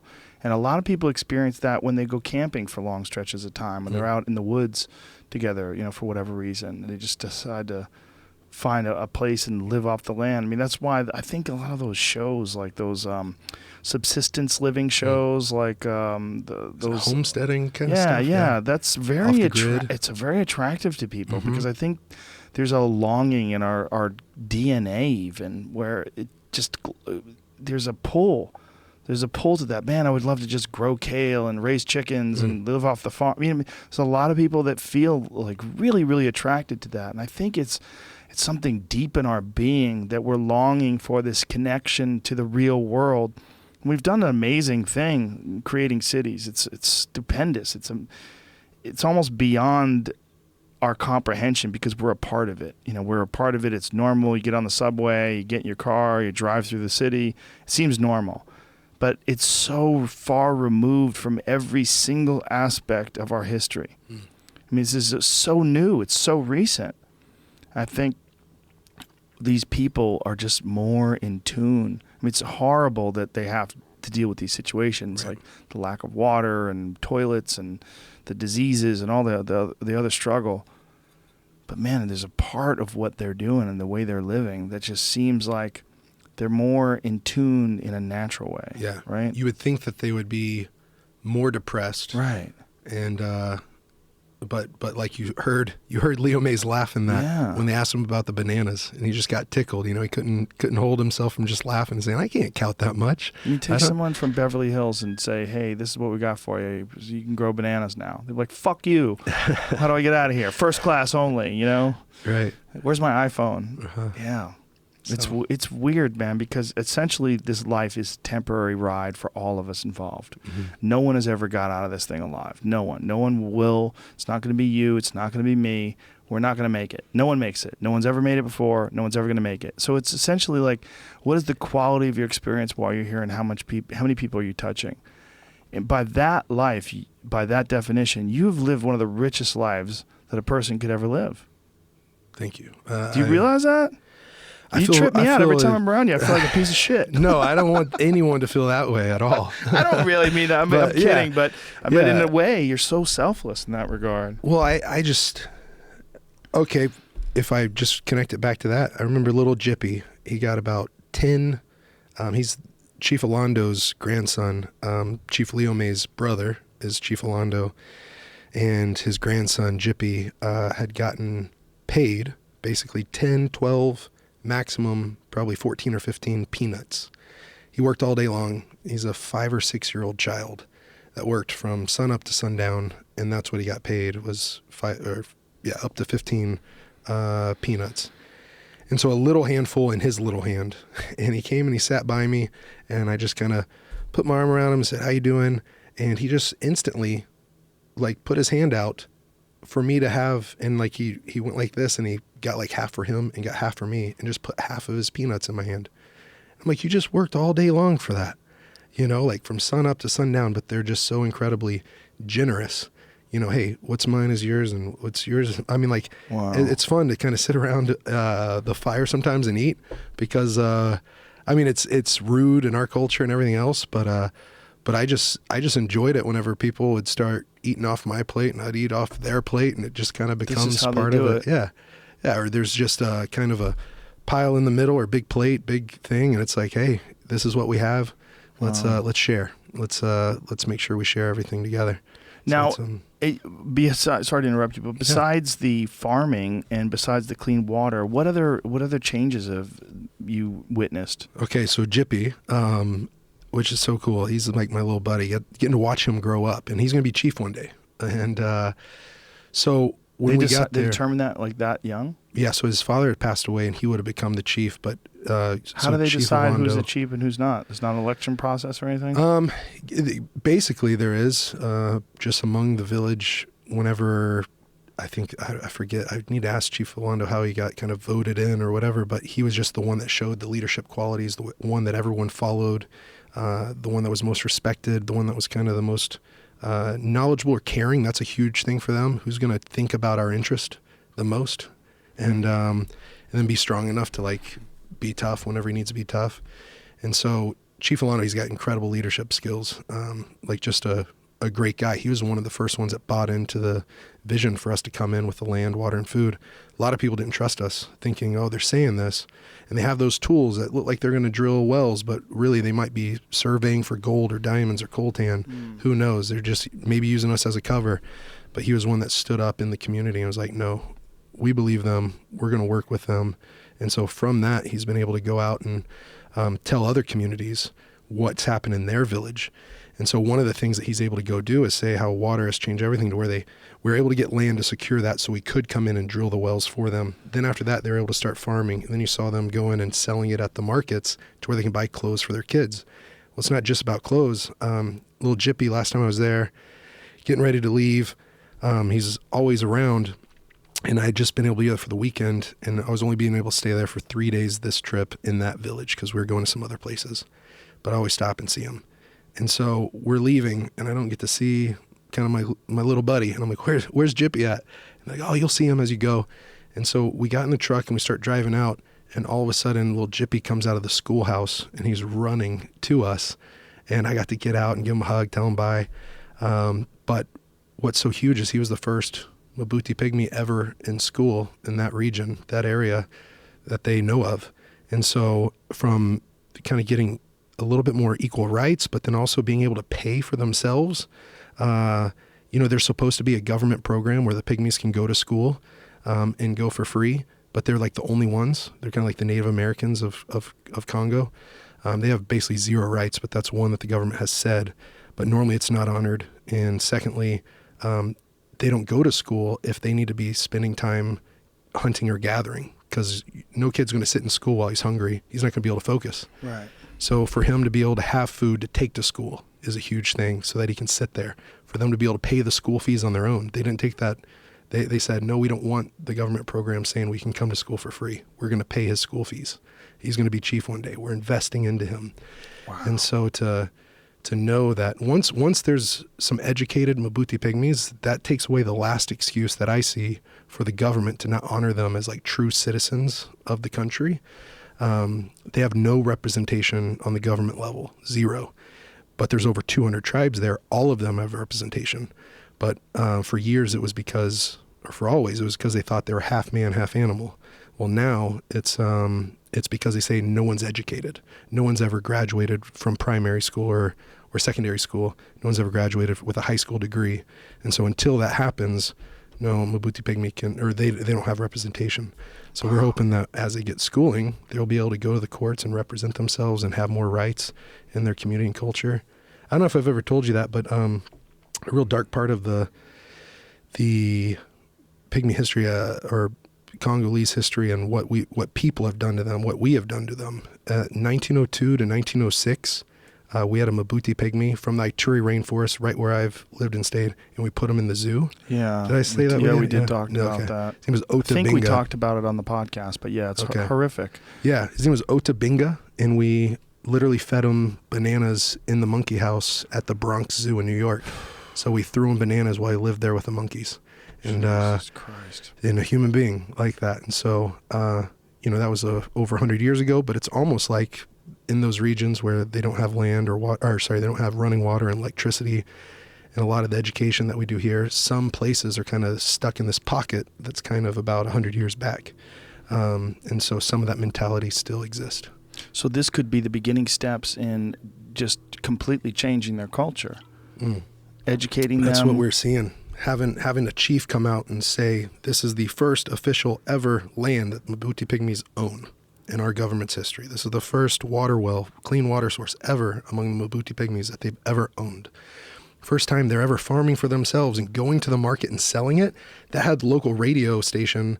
There's only like one, and it's in the rainforest a few hours away. But they came out to the market to do a story with Chief Leome and them, because they were actually selling their produce. And they're like, what? The Pygmies have always been hunter-gatherers. Well, the deforestation has made it basically impossible for them to completely sustain themselves off hunting and gathering.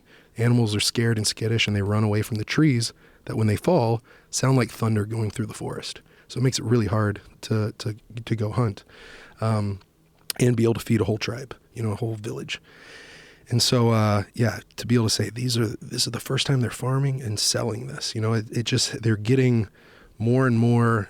I don't know. It's like they're catching up with the people around them, and we want them to do it at a slow pace that they want. So keep everything culturally sound for them, but what they do want to bring into their culture, we want to rally behind that. Wow, that's powerful, dude. You're there at the steps of their culture changing. I mean, you're right there.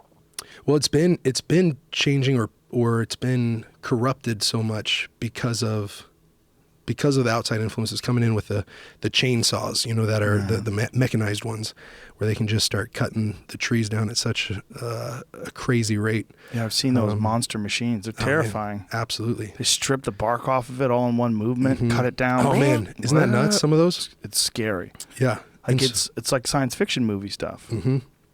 Yeah, so they have that because there's a lot of it's not as advanced as that, but they have guys just constantly, day in and day out, that it's almost like ants following each other through the forest, but they have bicycles and they throw these long 20-foot planks of mahogany, or I think it's, isn't it ebony, that other really heavy hardwood.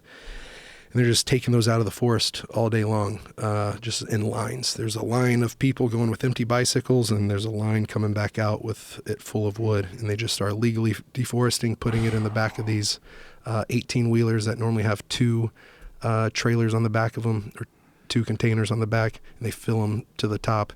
And that's where a lot of the bridges collapse because they're going over, they're overloaded.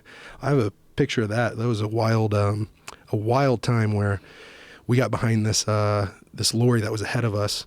We didn't see it collapse or anything like that, but we knew that they were carrying way too much weight to cross the bridges that we had crossed earlier. And so we knew, oh man, I hope that bridge is still up and running by the time we get back. Oh no. And then it just completely caved in and crashed. Wow, look at that bridge. That bridge is ridiculous. Yeah. And so that was built in... How did they get across that? Well, they drove across that? They were driving. Was there that planks was the on top of it or something? Yeah, wooden planks. And that's what we would drive across all the time to go out and drill our wells and stuff. But the guys illegally logging and carrying way too much weight. Legally? Is that what you're saying? Illegally. Or illegally? Illegally. Oh, so they're illegally logging.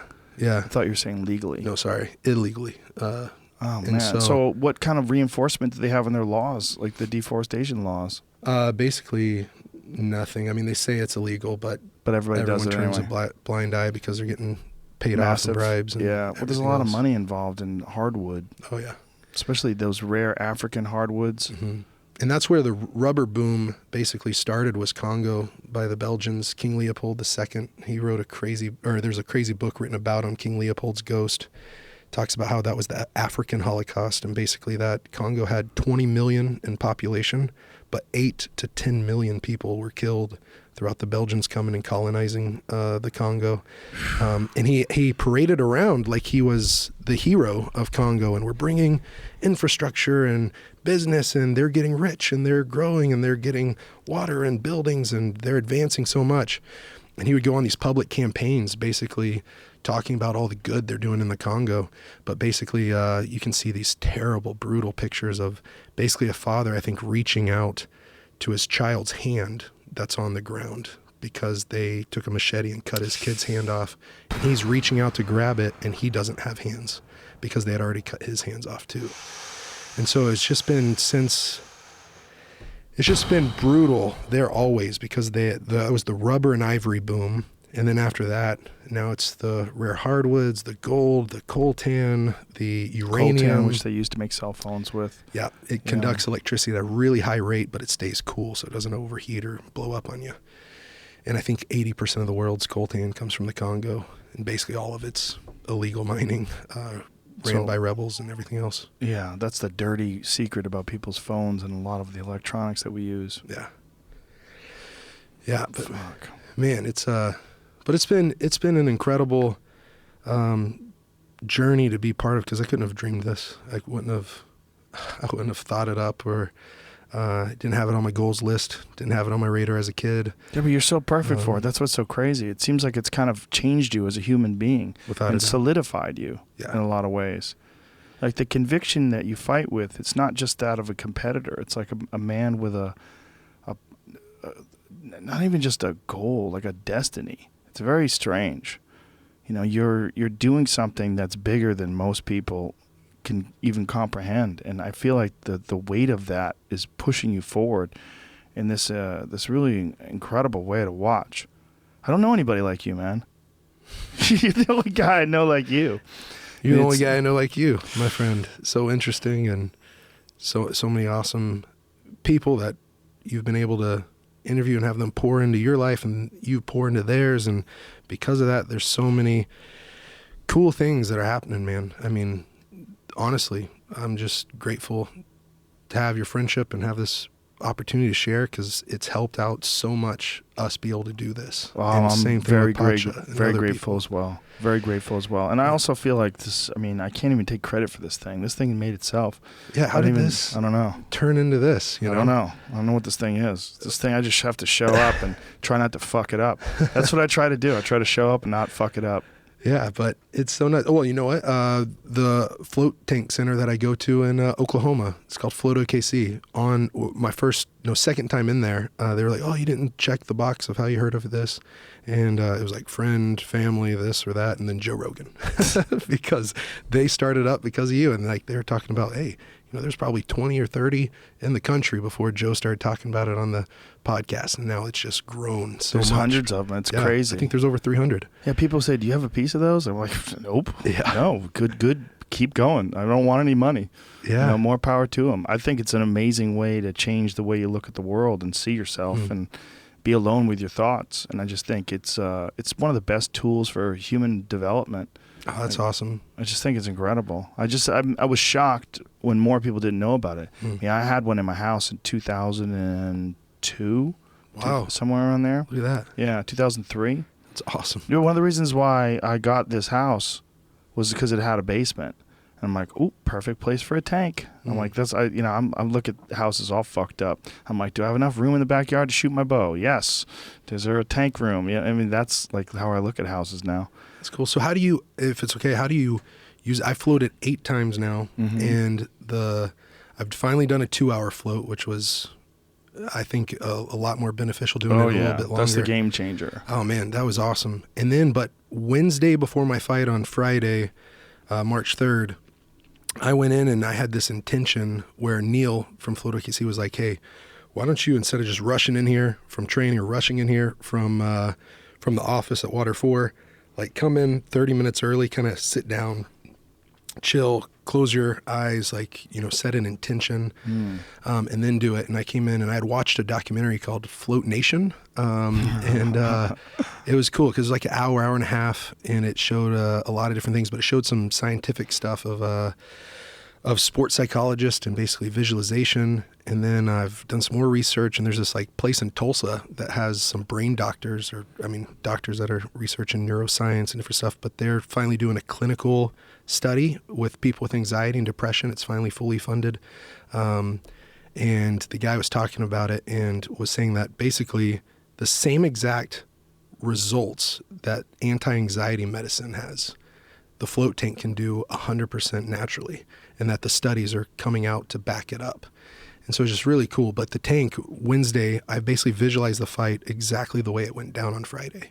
I just had this intense time. That was the best float I've had. I was just sitting there thinking about the fight, and saying everything that I wanted to do. It was almost like I went to training before, then I was drilling the moves I wanted to do in the fight.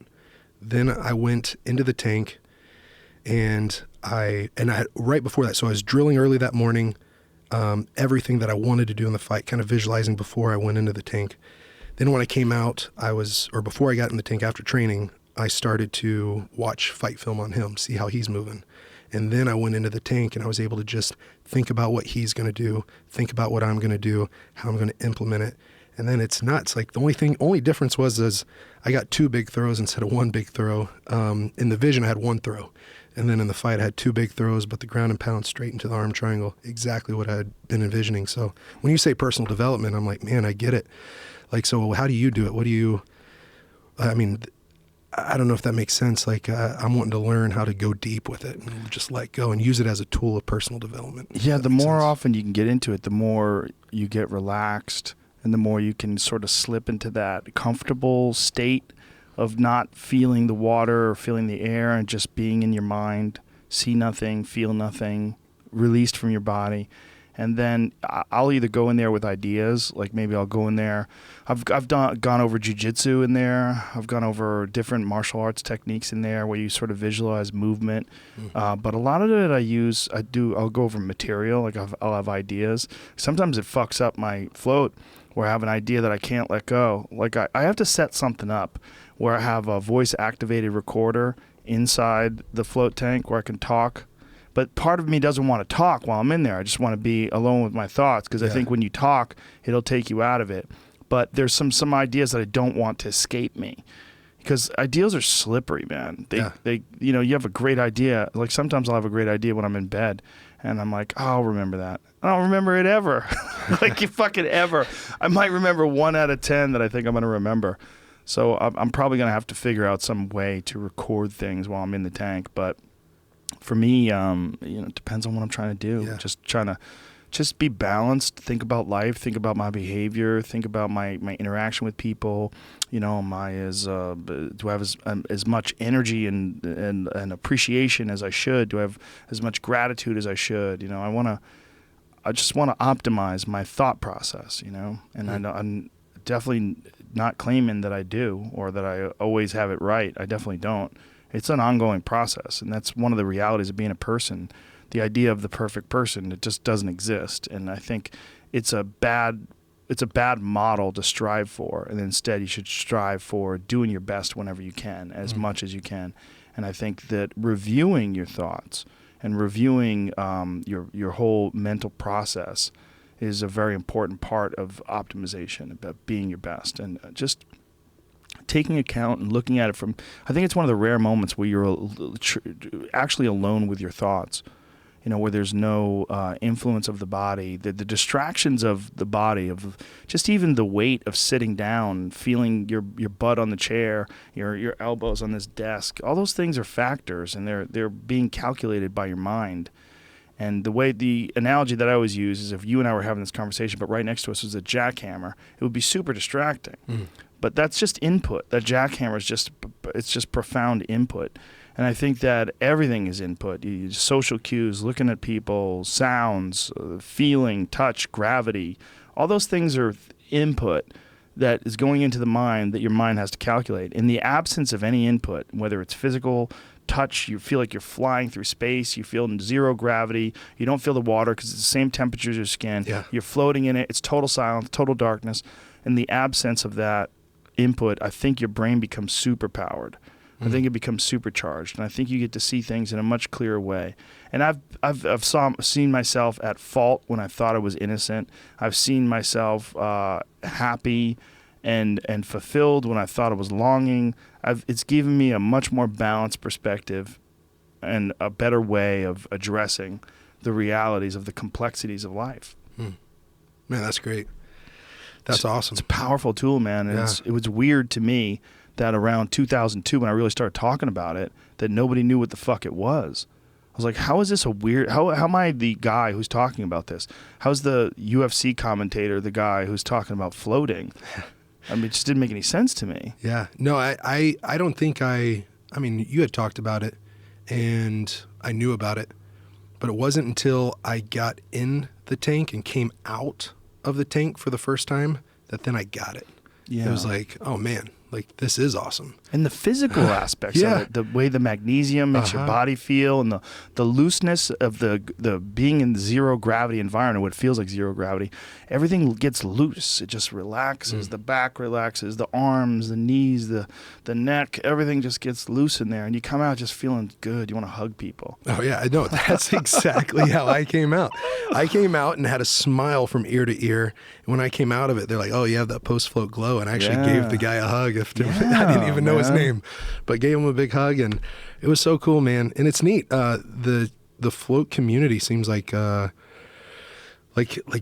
just chill. Everyone that has a deeper appreciation for life. That might be too much, but it seems like everyone's got a deeper appreciation for life, where they just I don't know. I think there's something into what you're saying. It sounds pretentious. Yeah, it does. But you're right. There is something there. I know what you're saying. It's like saying that there's something special about it. And I think a big part of what that something special is the alleviation of tension. And I think tension, much like inflammation causes a lot of diseases and a lot of disorders that people have pertaining to diet, and that inflammation causes, like you were talking about with your celiac. Oh yeah, absolutely. I mean, a lot of it is based on inflammation, right? Right.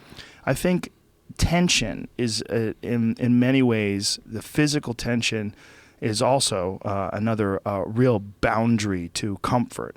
And that physical tension is alleviated greatly when you're in that tank. And I think when you're more comfortable, you're more relaxed. When you're more relaxed, you're more open. When you're more open, you're more loving. I think all those things sort of cascade. Yeah. They feed on each other and they help.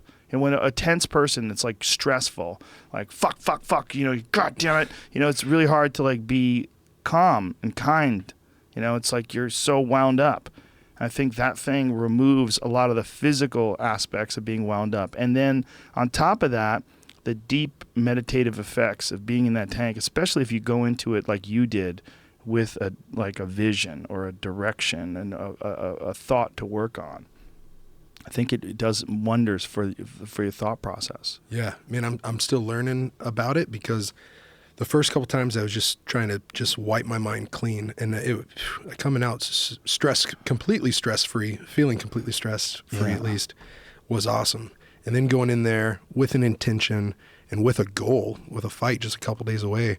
I don't know that this is what happened, but in training, I had been feeling great, but then it felt like something just turned on or started firing, where it connected like the mental visualization to the physical of actually going in there and doing it the exact way that I saw it, was something that just kind of blew my mind. It was cool to see that happen, because you'd want to see the match or the fight 100 times in your head before you ever go out there and do it. I mean, not put things in it to where if it goes bad or if it doesn't go exactly your way in the fight, that then you freak out during the fight. But you want to have a goal and an intention and know what you're going to do in there. I think that's probably what Connor did when he was fighting Aldo. He knew he was going to go in there and end it quick, and he saw that happening. And so, not saying, I don't want to put words in his mouth. Do you remember when he talked about it after the Eddie Alvarez fight? He said, I had a vision of me standing here with the second belt. Like, where the fuck is me other belt? Yeah. He was like really upset. Like, you're right. I visualized this. I want it.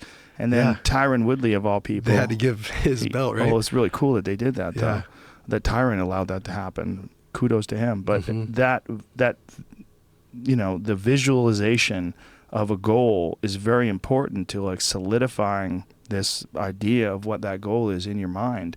Visualization has been there's been studies done on visualization as far as athletics and skill learning, and some people believe it is as important as physical practice, which is kind of crazy, Yeah, no, I can see that. I mean, Kenny Monday, who's been involved in the MMA community quite a lot, he was my high school wrestling coach, and he told me go home, write a goal, put it somewhere you can see it. So I wrote down, he told me to write down state champ, but I wrote down national champ, and I put it above my bed.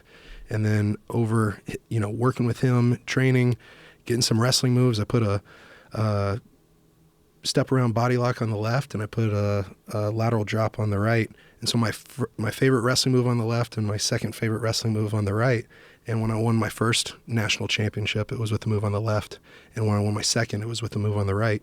And so I was going to bed, thinking about it, dreaming about it, waking up, starting my day, thinking about it, and wanting to really put that in action.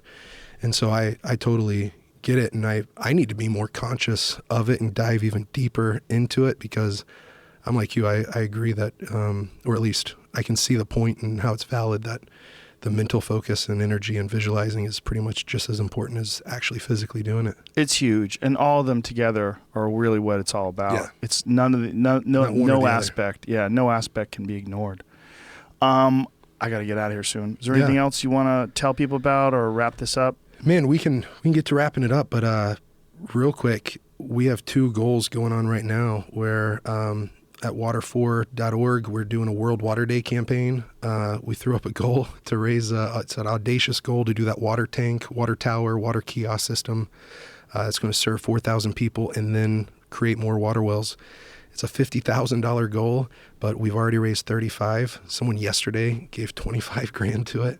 Wow. And so we got about a week left, and we're hoping to get another 15, because if that happens, we're able to really make that sustainable, that team there in Rwanda.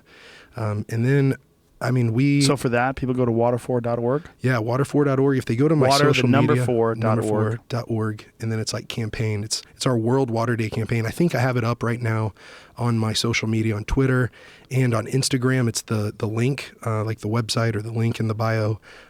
It's the actual campaign link. So if you just go to @thebigpygmy on Instagram or Twitter, you can just click right there and get right to the campaign.